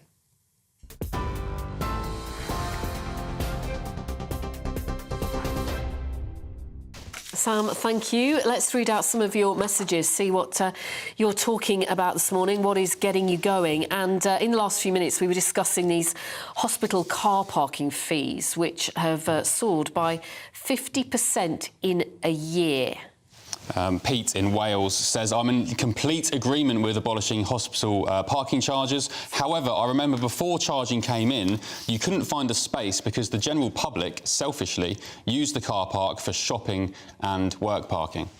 Alice says, when we reduced car park charges at a London hospital, the car parks became full with local office workers before 8 a.m. We had to reset the charges to the local going rate to have any spaces available throughout the day. Hospital car parks should be free of charge. She says it's not as simple as that. That seems to be a recurring theme, doesn't it? People abusing the system and ruining it for everyone else. Can't they just have a ticketing system like they have at sort of Waitrose or supermarket car parks? You don't pay, but you need a ticket to come in to ensure it's... Not a bad suggestion. Pete in Brierley Hill says his local hospital has a terrific system, Brierley Hill in the West Midlands. They give you 15 minutes free parking. Oh, OK, this is a very sarcastic message. He says, who can go to any department in any hospital in 15 minutes? It takes longer than that to find a parking space? Car parking space. Yeah, I think you're right there, Pete. Well, thanks ever so much for all your thoughts so far. Keep them coming in. gbviews@gbnews.com. Right, now, halving inflation, grow the economy, lower national debt, shorten NHS waiting times and, probably most importantly for some, stop asylum seekers crossing the Channel on small boats. Those were all the 5 pledges made by the Prime Minister last January. And today, again, we're seeing talk of spring tax cuts, including ditching the inheritance tax to appeal to voters. So, when looking back at Rishi's 5 pledges from earlier this year, how many of them has he achieved? Olivia Utley tells us more. She's live. I want to make 5 promises to you today. 5 pledges to deliver peace of mind. 5 foundations on which to build a better future for our children and grandchildren. When Rishi Sunak laid out his 5 pledges in a speech to journalists back in January, it was widely believed in Westminster that he was being unambitious. But 12 months on, and the goals to halve inflation, grow the economy, cut national debt, cut NHS waiting lists and stop the boats remain, to a varying extent, unfulfilled. As pledged, inflation has halved this year from a high of 10.7% at the end of last year to around 4% now. But that's the end of the unalloyed good news. Despite Jeremy Hunt's Get Back to Work spring budget, the economy has stubbornly failed to grow. For most of the year, growth has hovered around the 0 mark, meaning we are permanently teetering on the edge of a recession. And there's bad news in the national debt quarter too. Far from falling, economists now suggest that debt is skyrocketing, and the OBR has said that the current trajectory is unsustainable. Meanwhile, NHS waiting lists reached an all-time high of an eye-watering 7.7 million last month, and with demand back to pre-pandemic levels, they don't look set to shrink anytime soon. To compound the problem, NHS nurses and doctors have been striking on and off all year, and doctors at least look set to continue well into 2024. As for stopping the boats, polls suggest that the public believe Sunak has failed on this pledge too. Though that may be a little unfair, the data shows that there's actually been a 30% drop in crossings this year compared to last. It is perhaps hardly a surprising view. Friend, on that point on foreign courts... The Conservative Party is in civil war mode over the Rwanda scheme, which looks set to be bogged down in Parliament for many months to come. Meanwhile, Keir Starmer is coming up with his own solutions. The government's lost control of our borders. I think the way to stop the boats is to smash the criminal gangs that are running the vile trade of putting people in the boats in the first place. At the start of the year, the Prime Minister asked us to judge him purely on how he delivered on his 5 key pledges. He cleverly gave himself some wiggle room in the run-up to the general election. With the exception of halving inflation, he deliberately didn't set any deadlines. But 12 months on, and with popularity ratings at an all-time low, Sunak is all too aware that time is fast running out. Olivia Utley, GB News. Joining us now in the studio is one man hoping to capitalise on any potential Tory collapse, Deputy Leader of Reform UK, Ben Habib. Good morning. Good morning. 5 pledges at the start of the year. Yeah. Can we not give Rishi half a point for halving the number of boat crossings across the Has he halved them? Is it half? I think he's brought them down quite considerably. Yes, absolutely. And I'd be the first to admit when Rishi's got something right. And he has reduced the number of illegal crossings of the Channel, but that is principally due to identifying the Albanians as being a significant part of the problem. And Albania, of course, could be weather-related as well. It could be weather. People are saying that we've had worse weather this year than in the past. I don't watch the charts as avidly as some do, clearly. But, you know, there was a significant amount of people coming across in 2022 who were Albanian from a safe country to the United Kingdom who obviously should have been returned. And he has now got that returns agreement, not without cost, with Albania. But he still hasn't really grasped the problem of the illegal crossings of the Channel.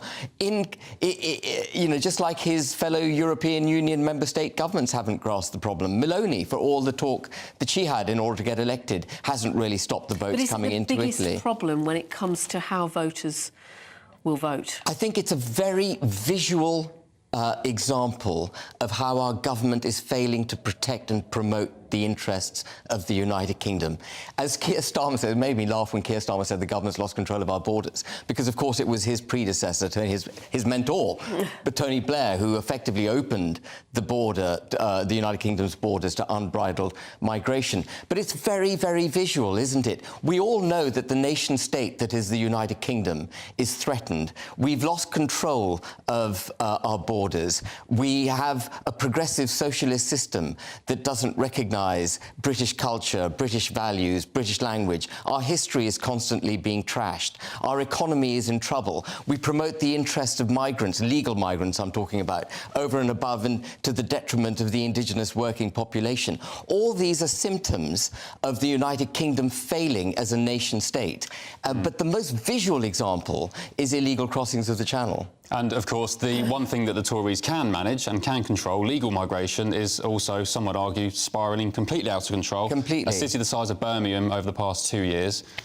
Yes, and, you know, Olivia kind of said it. You know, the second, just talking about the economy for a second, second quarter, we were initially told that the economy had grown by 0.1%, and in the third quarter we told it had been flatlined, but they've revised those numbers to 0% growth in the second quarter, a mild regression in the economy in the third quarter, and per capita, which is the key point, per capita or per hour worked, we're all getting poorer because it's the migration that's holding up, ostensibly, this figure of GDP. So in real terms, in dollar terms per capita, the United Kingdom is getting poorer quite fast. And when one of his 5 pledges, growing the economy, well, he's demonstrably failed in that.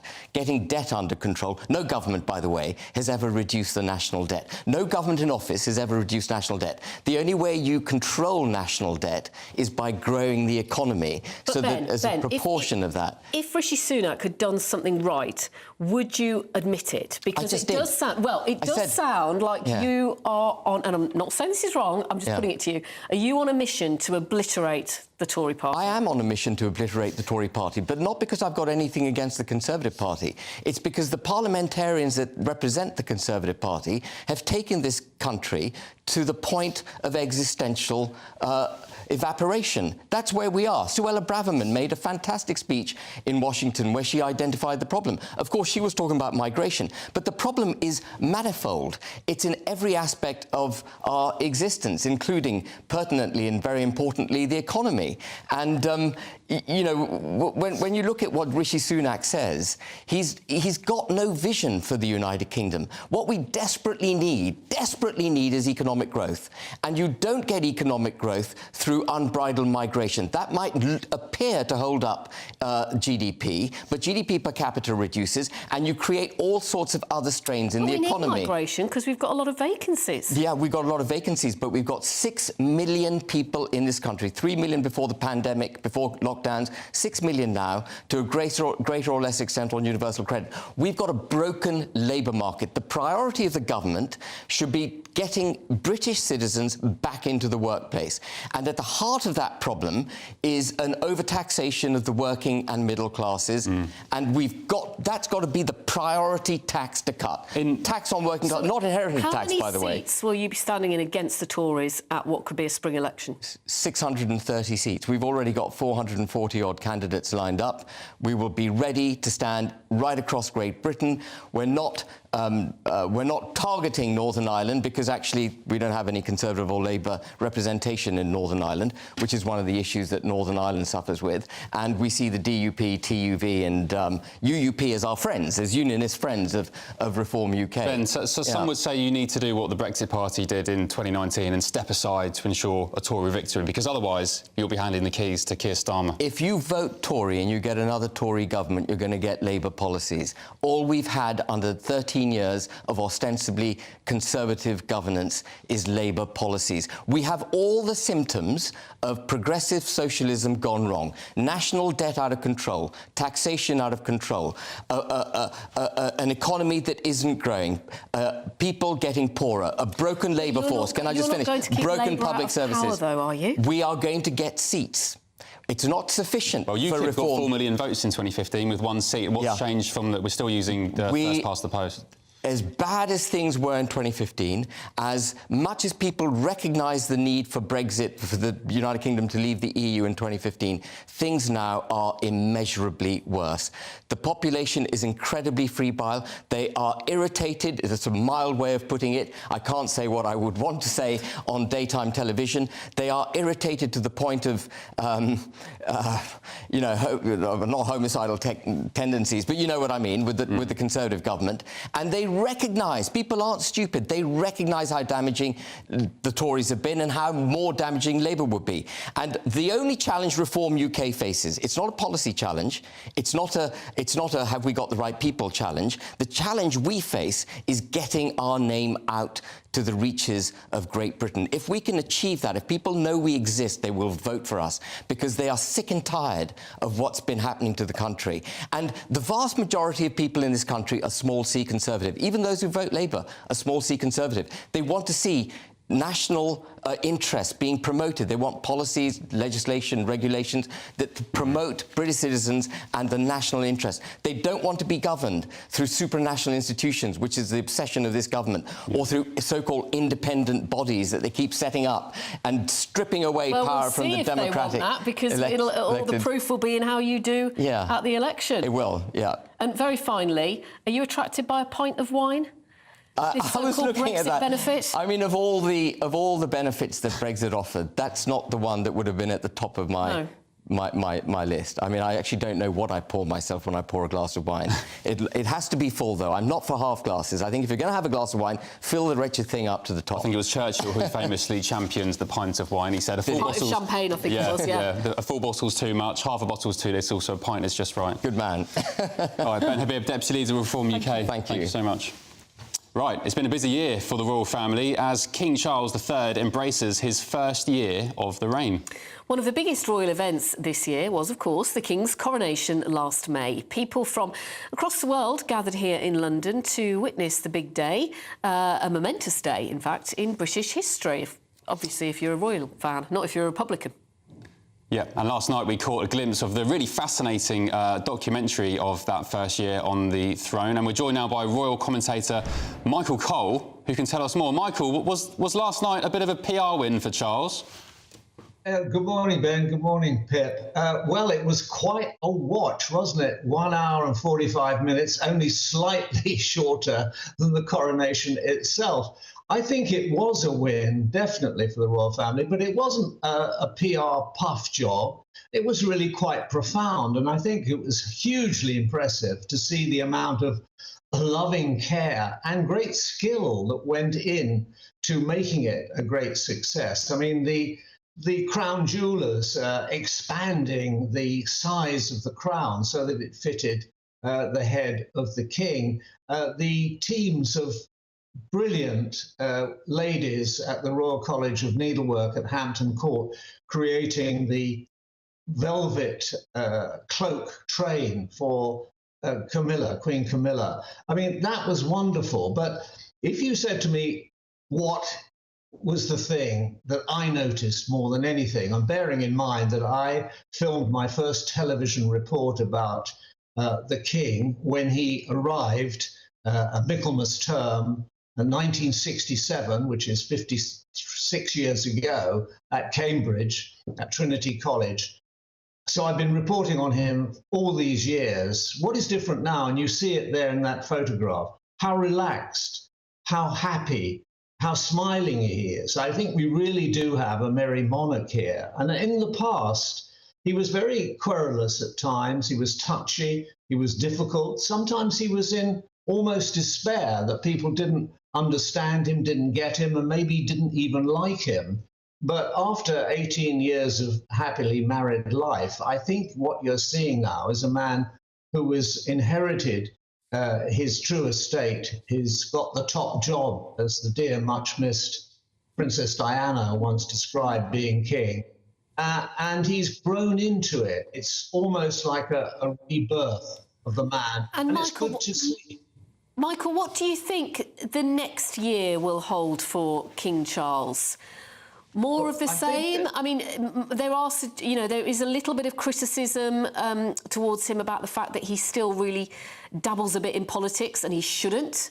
Might he be a little bit more restrained on that front?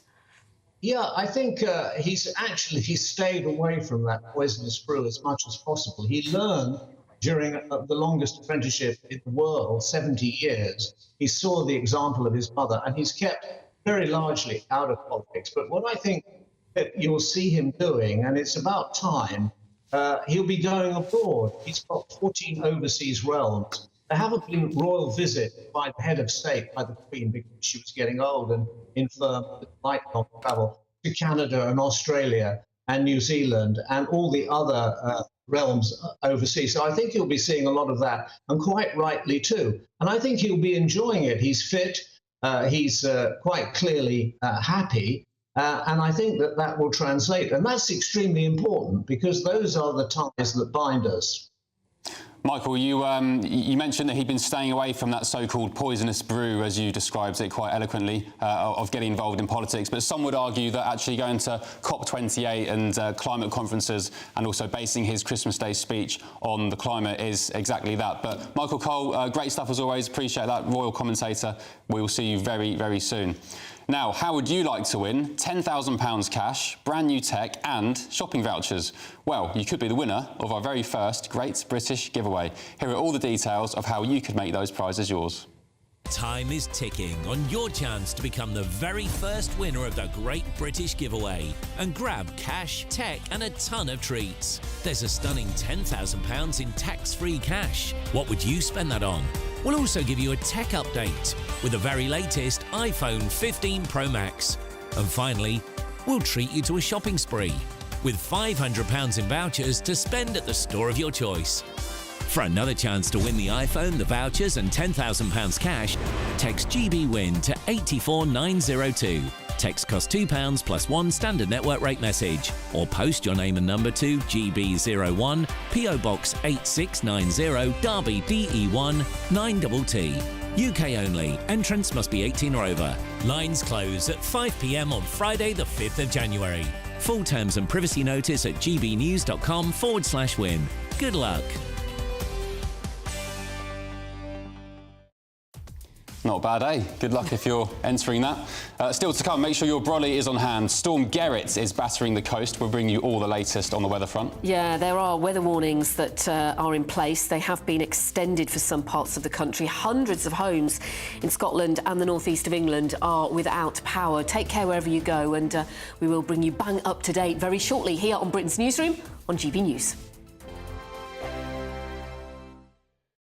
Join us every night on GB News at 11 p.m. for Headliners, which is 3 top comedians going through the next day's news stories, which is exactly what you need, because when the establishment has gone crazy, you need some craziness to make sense of it. Headliners. You don't have to bother reading the newspaper. We've got it covered for you. Every night at 11 p.m. and repeated every morning at 5 a.m. We won't send you to sleep like some of the other paper review shows out there. So join us 11 p.m. every night on GB News. The People's Channel, Britain's news channel. I think the most exciting bit for me is talking to people. People who I think are ignored often by the major news channels. We're going to give news they want to hear. There's a voice there that needs to be heard. I think there's a chance here for a diversity of opinion to be expressed, which you don't find elsewhere. It's really exciting. We don't hold back. We're free to say how decisions that are taken here affect us all around the country.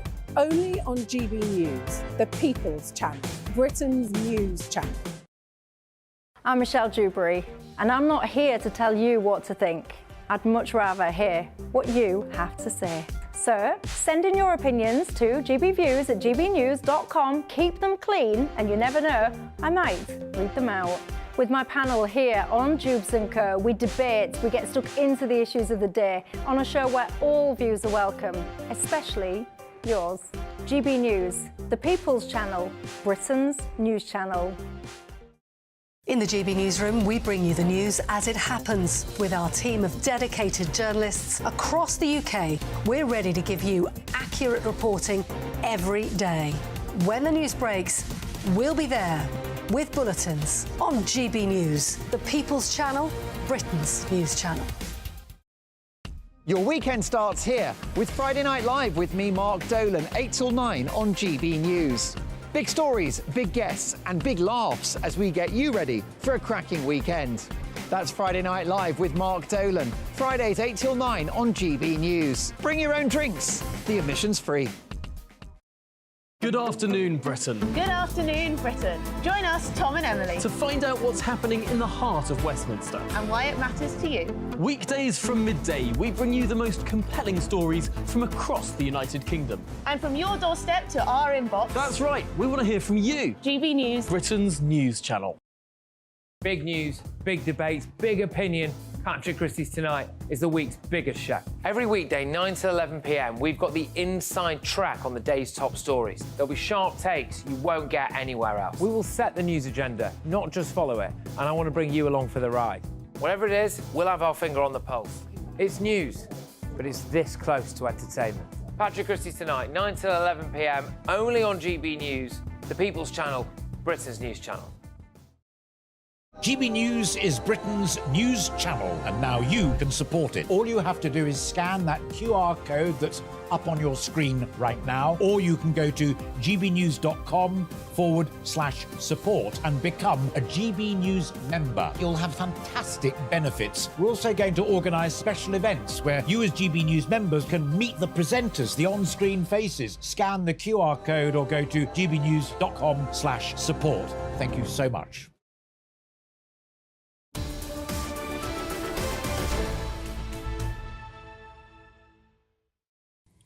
Welcome back. It is fast coming up to 11:30. You're with Britain's Newsroom on GB News with Pip Thompson and Ben Leo. Now, let's talk about the weather. What is it like where you are? Many of you might have begun your journey home today after the Christmas celebrations, but there are a number of warnings in place. Storm Gerrit is with us, bringing strong winds and heavy rain. Yes, the Met Office has issued 9 weather warnings as Britain braces for Storm Gerrit to hit, with concerns there could be transport disruption and power cuts.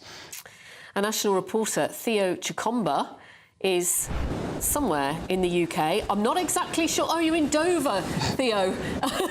That's good to know. Let us know then what it is like where you are. That sea looks pretty darn rough. Yeah, well, a very good morning to you both. So just over my right shoulder, you might just be able to see those waves crashing onto the stairs here. Winds of around 25 miles per hour. But as you say, there are 9 weather warnings within the UK, here in the south coast, in the southeast, in parts of Northern Ireland, in Wales, and the worst we've seen so far is in Scotland. But it's not affecting the central parts of the UK at the moment. So we are still early in the day, and it's expected that there's going to be disruption for people who are travelling around, particularly those who are travelling from their relatives or friends' homes following the Christmas break in the last couple of days. So they're being warned by the RAC to keep both hands on the steering wheel, would you believe it? Because just in case there is any problems, particularly if you're in your car and it's going from left to right in the roads. But if you are near the coast like we are at the moment, do be aware of those warnings. But also in the south towards Portsmouth, those who would be looking to use hovercraft services, those aren't working today. And if you are attempting to make that journey from Southampton to Cowes on the Isle of Wight, do bear in mind that there may be some disruptions and cancellations today because of the high wind, so the red funnel, red jet services today. So do check before you leave just in case. But as I say, in the north part of Scotland, they're expecting winds of around 70 to 80 miles per hour, and there's some disruptions with train services there as well. But that's at the moment. It's very windy. It's probably not the day. Sometimes you do see people swimming in the sea during the Christmas break, but today I probably think they'll be avoiding it just because of the high wind speeds today. And Theo, are you the only person on that beach there? Well, there have been some dog walkers. We've been here for a while now. They've been going in and out, bringing their dogs, just going just to the middle bit there to take some pictures. But relatively, people are safe here. So we're not the only ones in this area. Yeah, I'm just a bit concerned you're going to get swallowed up by a wave behind you. It'd make great careful. TV, but yeah, you'd get a bit soaked. But Theo Chikomba, national GB News reporter, thank you very much. Theo mentioned there that, you know, he doesn't expect anyone to be jumping into the water, but actually the RNLI have just released a statement urging people not to go for a swim, unbelievably. Oh, it's daft, yeah. And the Met Office, they have also updated their weather warnings. They've extended them. Heavy rain across Wales and northern England. Those warnings are in place in Wales until 4 o'clock this afternoon and in northern England until 6 o'clock. So do please take care. Yeah, please stay safe. All right, let's move on. Boxing Day sales, they were back with a bang yesterday as spending was predicted to hit a new 5-year high. And presenter Claire Balding's faced criticism after comments saying TV is full of average, overpaid men. Tell it like it is. You all right? Yeah, no, I genuinely am coughing, not about her comments. Luckily, I'm not quite overage just yet. I look about 17. You're safe. Yeah. Right, all that and much more to come after your morning news with Sam Francis.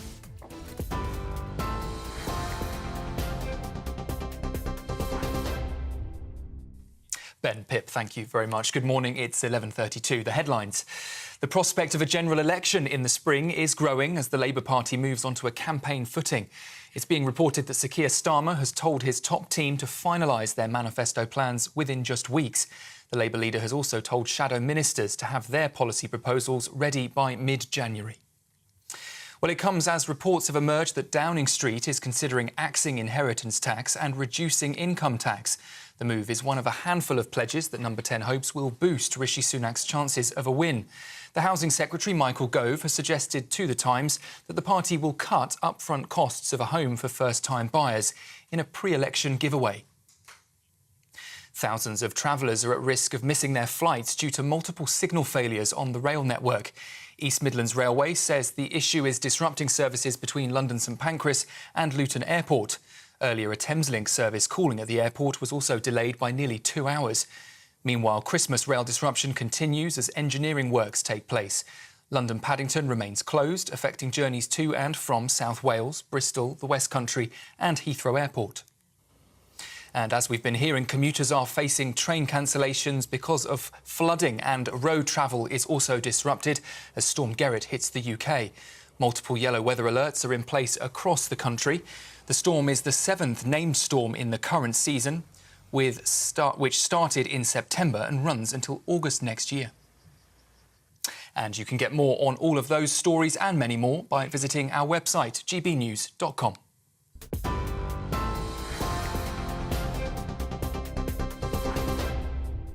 For exclusive, limited edition and rare gold coins that are always newsworthy, Rosalind Gold proudly sponsors the GB News Financial Report.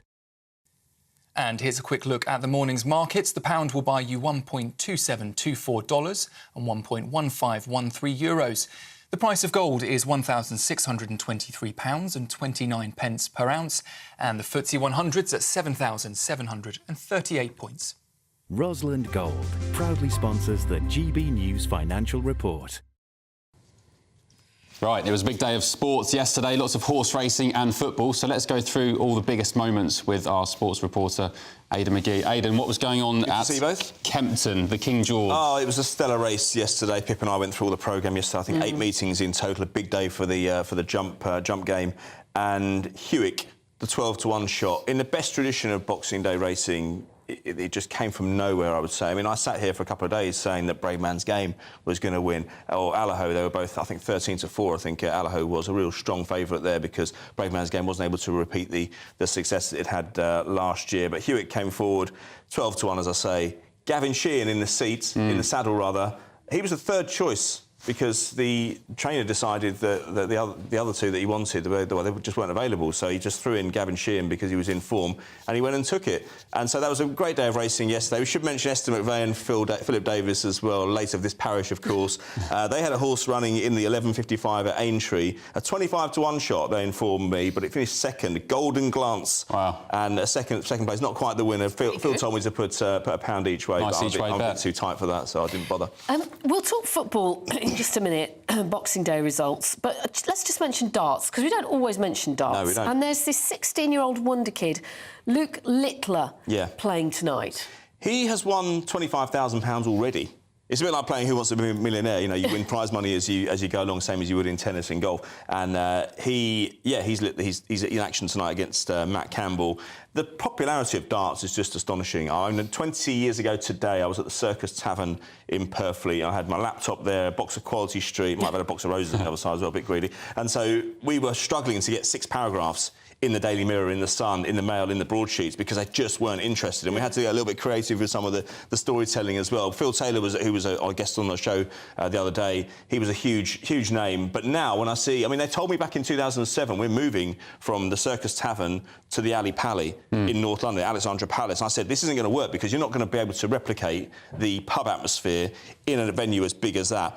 I was wrong, because it's such a brilliant event. I'm going to go in a couple of days' time, I think. But yeah, big night of action tonight. Raymond van Barneveld, former winner in, I think, 2006. He's in action today as well, veteran compared to Luke Littler. And there was, I think you were telling me off screen, weren't you? People were saying, was he something about Luke Littler saying... Well, his mum posted a picture of Luke opening his presents under the tree and said, he's still a 16-year-old at heart, but some people replied quite funnily saying, I wonder if Luke knows that about Santa Claus. Yeah, someone they were saying to him, you got your school in the morning. And it's such a unique sport, isn't it, darts? The atmosphere, the entrance music. Yeah, it's wonderful. It's proper razzmatazz stuff. It was always good, but it suffered a lull with snooker at the sort of start of the 90s, really. It really struggled. The prize money wasn't particularly good. And as I say, we had to get creative to get it in the papers, but it soon snowballed.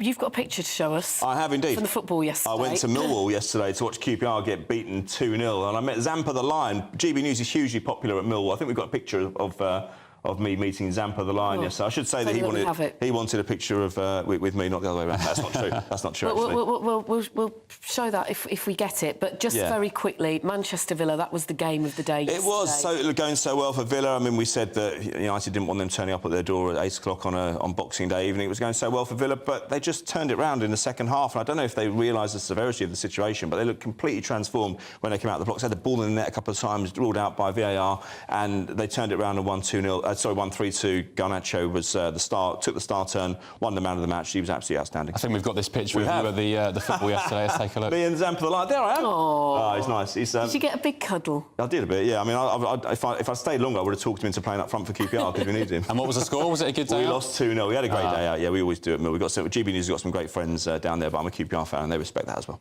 Excellent. Great. Aidan, thank you very much. We need to rattle on because we've still got more to talk about. Boxing Day sales, how successful were they? Did you head out for a bargain yesterday? This is Britain's Newsroom on GB News. We are back with you in just a jiffy.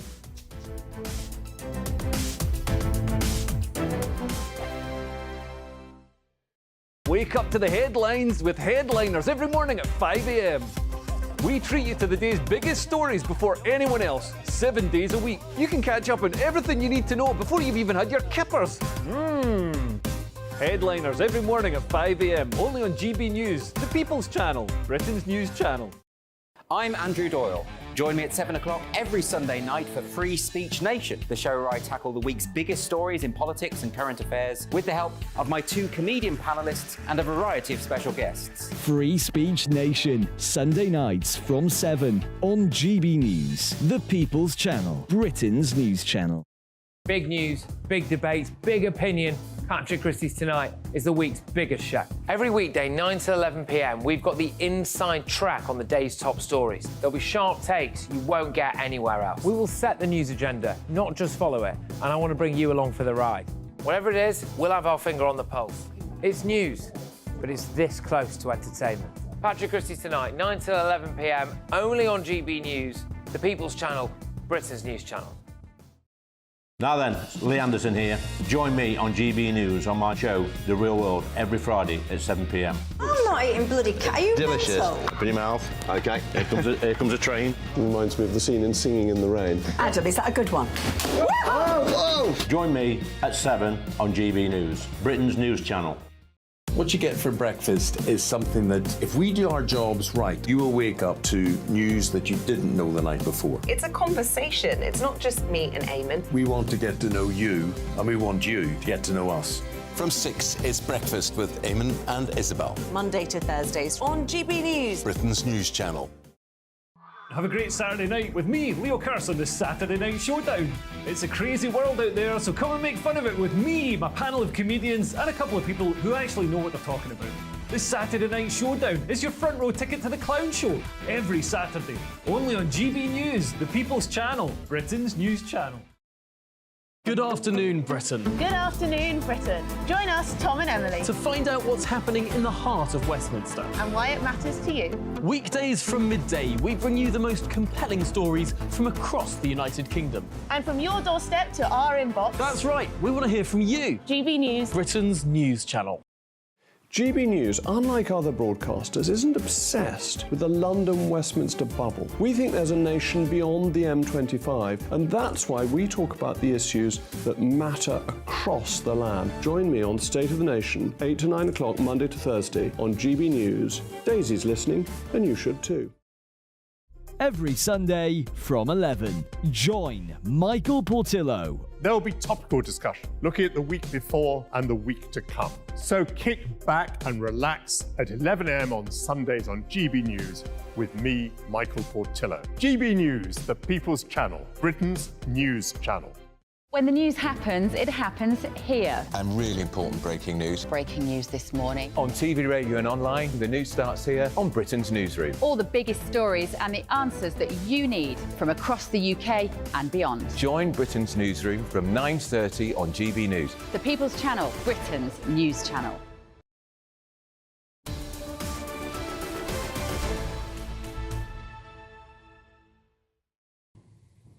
Welcome back. It's 11:42. You're with Britain's Newsroom on GB News with me, Ben Leo, and Pip Thompson. We're pleased to be joined again by author and broadcaster Emma Wolfe and political commentator Russell Quirk. Morning. Good morning to you both to discuss the day's headlines. And we will start, Emma, with the splash on the front of the Daily Mail, I think it is, saying that dozens of under-5s referred to NHS gender service.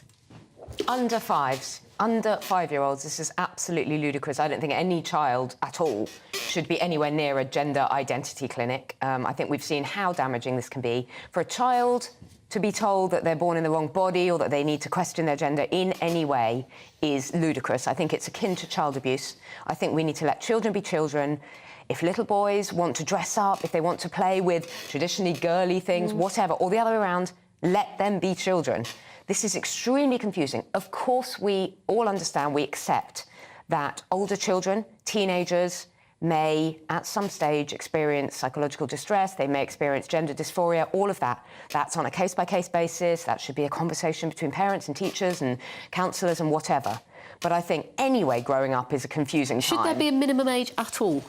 I don't think children should be, well, so let's say under 16s, under 18s. I don't know, but I would set the bar extremely high. I don't think children of any age need to be in these clinics having their gender questioned. Right. So look, clearly the age limit should be 18, because that, in law, is the point at which you become an adult. The very thought, and I'm in violent agreement with Emma, the very thought that a child at 10 years old, 12 years old, let alone 5 or 6, knows their own mind and their body enough to actually go through what could be a very psychologically damaging, but also very medically damaging and almost a kind of an irreversible process that sends them down a route whereby they then believe forever, or until it's too late, that they are a boy in a girl's body or a girl in a boy's body. I mean, frankly, you have to shine a light on the parents here, don't you? That don't then see this just as a phase, like it would be if you believe at 4 years old you're a dinosaur, or you're Spider-Man, or you're Barbie, right? Well, that's what my son does. He's 4 years old, and he's probably not going to think that when he's 15 or 20. Exactly. Right, so you don't continue down that path, that fantastical path, when it comes to gender. It's an extremely dangerous thing. It's all of that. This morning, I have a 3-year-old. We had a very complicated, for me, discussion over breakfast about different genitalia, and I was explaining that boys have this and girls have that. That was quite challenging to explain to a 3-year-old. The idea that children are old enough at that age to feel that they're in the wrong body in any way but what if you get is to the really point, distressing. As the parent encouraging this almost, that they get to the point at 12 or 13 years old where all of a sudden these clinics start to suggest puberty blockers, for instance. I mean, again, the point of no return, whereby 12 and 13-year-olds could be irreparably damaged, both physically and psychologically, by taking effectively something that changes the that may make them infertile for the rest of their lives, that may it's stop... abhorrent. I mean, listen, developing. hold my hands up. I'm not a parent, so and you three are. But let me just ask a question as a non-parent. Is there a situation in very, very rare cases where parents know their kids inside out? Could there be a rare case where and that's why I've talked about a case-by-case basis, but I don't think that we should have schools wholesale discussing this kind of stuff. I just don't think it's their place. Well, that's part of the problem, isn't it? You've got, well, the apparent problem. That's where it's being raised. I don't blame parents as much as you guys. I actually blame the woke agenda in schools a lot more. Well, look, can we all remember being teenagers? Can we remember puberty and adolescence and relationships and feelings and emotions and our bodies changing? It was a really confusing time. The idea that you would make this... You feel different every day. You feel weird in your body, then you feel good. The idea that at 12 or 13 or even 16 that you would be settled enough to make a decision that will, as you say, Russell, affect you for the rest of your life. Sadly, for every parent that genuinely believes that their 7-year-old child, and this is ridiculous, by the way, in my opinion, but for every parent that genuinely believes their 7-year-old child is in the wrong body, there is also a parent that wants to go onto TikTok and parade their boy as a girl, their girl as a boy, for the purposes of making themselves famous vicariously, or indeed for the purposes of generating cash. We've seen that on social media, where parents effectively are forcing their children to do something that they as a parent want because they want the notoriety from it. That is disgusting. Do you know, one of the biggest fears for me as a parent now is when my child or children, I've got 2 boys, start school and start interacting with the state and the establishment, and I'm worried about, you know, what they're going to be teaching them. The education system. Yeah. The education system is a real concern. Already, my 3-year-old comes home and talks about his rights, and that's great that he understands that he has human rights, but I do find it quite startling that at nursery they're inculcating this stuff into very, very young children, 2, 3-year-olds, about their rights, and they say, no, I'm not going to do that. That's not something that's driven by parents, and I think the schools and nurseries are interfering. Just let them have fun and enjoy themselves and learn and play, and more than 70 kids, under this scheme at the Tavistock. Should we talk about Claire Balding, who's made what some say is a controversial comment by claiming that TV is full of average overpaid men?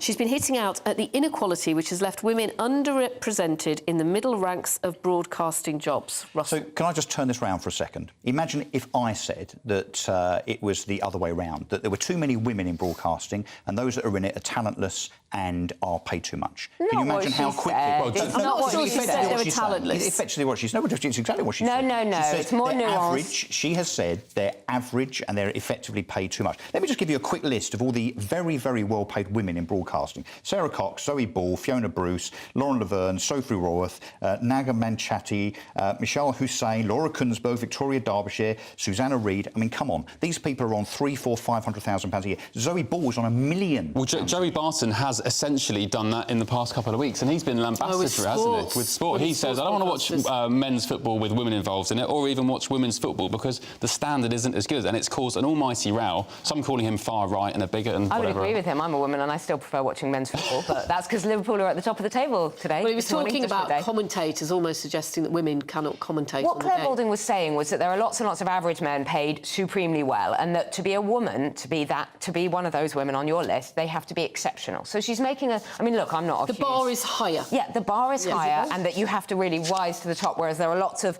men just bumbling along. She's not even saying that she wants women to be average. She's saying it's just not equal. Isn't she just pointing the finger at herself and calling herself exceptional then? Look, it was on a Walking the Dog podcast. Do you know what I think? When it comes to people that insist on making everything about gender or race or so on, what this does is the opposite of binding us together as a society. You know, King Charles talked about this on Christmas Day in his speech. It is divisive. The fact that Claire Balding comes out and says this stuff when women actually are doing just as well as men. Who do you think she was referring to? Should we name drop anyone? Any names? Gary Lineker? Well, that was the first one that came to my mind. Yeah, I was hoping you'd say that. And that's a fair point, I suspect, given that he's on 1.2 million quid of taxpayers' money.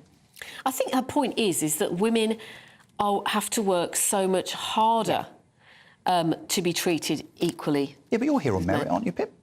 Well, I would hope so. There you go.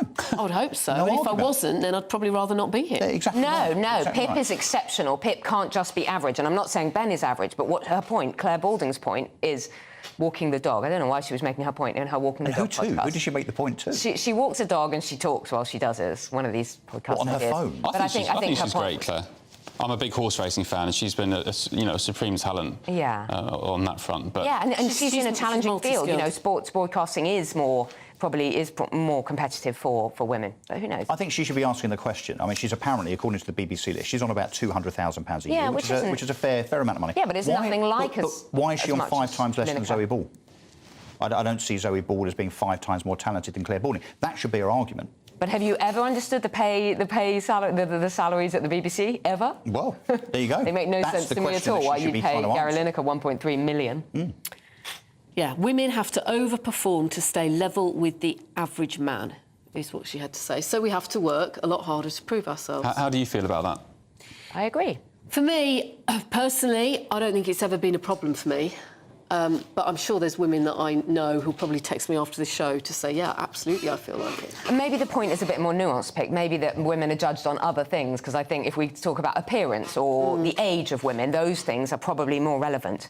I think that you get an awful lot of men who are, like Russell, a little bit greying around the temples, whereas you don't see women in TV who are not perfectly coiffed and maintained and all of that. So I think maybe the appearance thing for me is more of a ageism. Let's just do something very, very light and very quick, guys, because we want to read out some viewers' messages. Your worst Christmas present, Emma? That first year when COVID was real, I got COVID.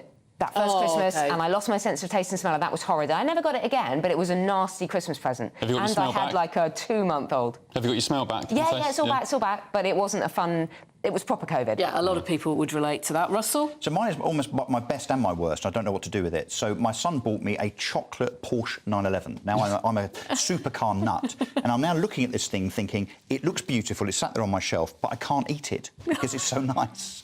What do I do? Don't you just want to bite into the wheel? Exactly, but I can't, can I? I don't want to hear about any more chocolate, actually, after the last couple of days. I'm done with it, I think, for a good couple of months. Well, you've kept us entertained all morning by telling us about your worst Christmas presents, sending pictures in as well, so thank you so much. Howard says, I received a bad bottle of aftershave from my aunt and had a full beard and moustache for quite a few years. Colin says, my sister got the worst present as a joke. The parcel said something for your neck. When opened, it was a scrubbing brush. Some years ago, says Frank, my wife gave me a Christmas present of a special edition jar of Marmite. Oh, I love Marmite. Now, his Marmite had gold flecks in it. She bought it, apparently, in the autumn from one of what he says was a bargain basement store. When he opened it on Christmas Day, it had gone past its sell-by date. I would be devastated. I'll be delighted getting some Marmite for Christmas. Gary says, I remember one Christmas my brother brought our mum 2 toilet rolls. What? And a small packet of Daz. Deary me. Why would you do that? It's practical. Pip, very quickly, your worst present? My worst present would have to be Turkish Delight, because I hate the stuff. Hate the stuff. But thank you so much. And thank you to you both. Thank you to you at home or wherever you're watching and listening to us from. It's been great fun this morning. That is it from Britain's Newsroom. We're back tomorrow. Yes, see you then. Up next is Good Afternoon Britain with Emily Carver. We'll see you tomorrow.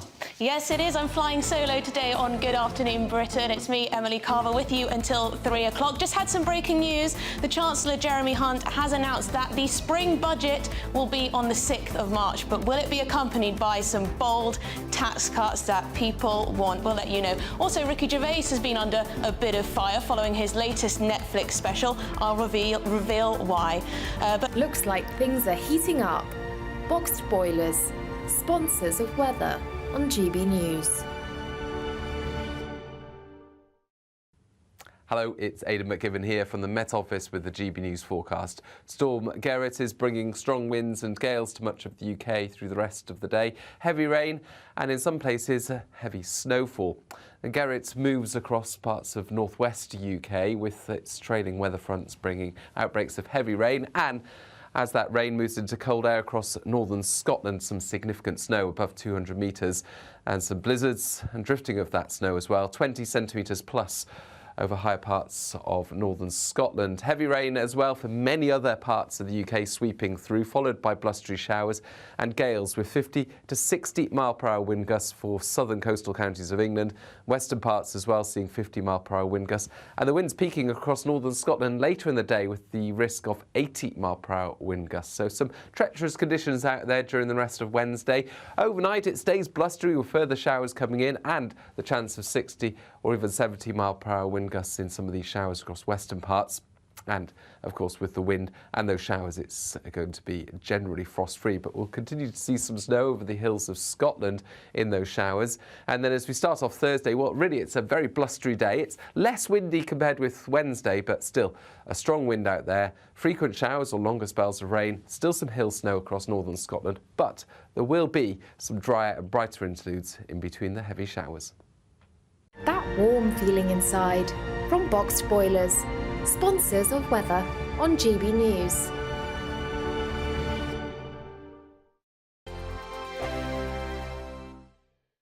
Your weekend starts here with Friday Night Live with me, Mark Dolan, 8 till 9 on GB News. Big stories, big guests and big laughs as we get you ready for a cracking weekend. That's Friday Night Live with Mark Dolan, Fridays 8 till 9 on GB News. Bring your own drinks, the admission's free.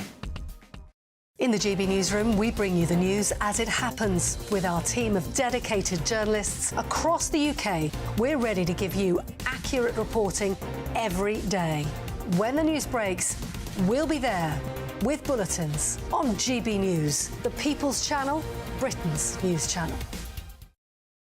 Big news, big debates, big opinion. Patrick Christie's Tonight is the week's biggest show. Every weekday, 9 to 11 p.m, we've got the inside track on the day's top stories. There'll be sharp takes you won't get anywhere else. We will set the news agenda, not just follow it, and I want to bring you along for the ride. Whatever it is, we'll have our finger on the pulse. It's news, but it's this close to entertainment. Patrick Christie's Tonight, 9 to 11 p.m, only on GB News, the People's Channel, Britain's news channel. Join us every night on GB News at 11 p.m. for Headliners, which is 3 top comedians going through the next day's news stories, which is exactly what you need, because when the establishment has gone crazy, you need some craziness to make sense of it. Headliners. You don't have to bother reading the newspaper. We've got it covered for you. Every night at 11 p.m. and repeated every morning at 5 a.m. We won't send you to sleep like some of the other paper review shows out there. So join us 11 p.m. every night on GB News, the People's Channel, Britain's news channel. I'm Michelle Dewberry, and I'm not here to tell you what to think. I'd much rather hear what you have to say. So, send in your opinions to gbviews@gbnews.com. Keep them clean, and you never know, I might read them out. With my panel here on Jubes & Co, we debate, we get stuck into the issues of the day on a show where all views are welcome, especially yours. GB News, the People's Channel, Britain's news channel. Tired of the usual focus-tested, pre-prepared Westminster runaround? Well, so am I. So you want higher taxes? Is your department to blame for this? Are you rethinking this policy? Every Sunday at 9:30, I'll be sitting down with those in power to get the truth about the issues affecting you. Let's be honest, we've known about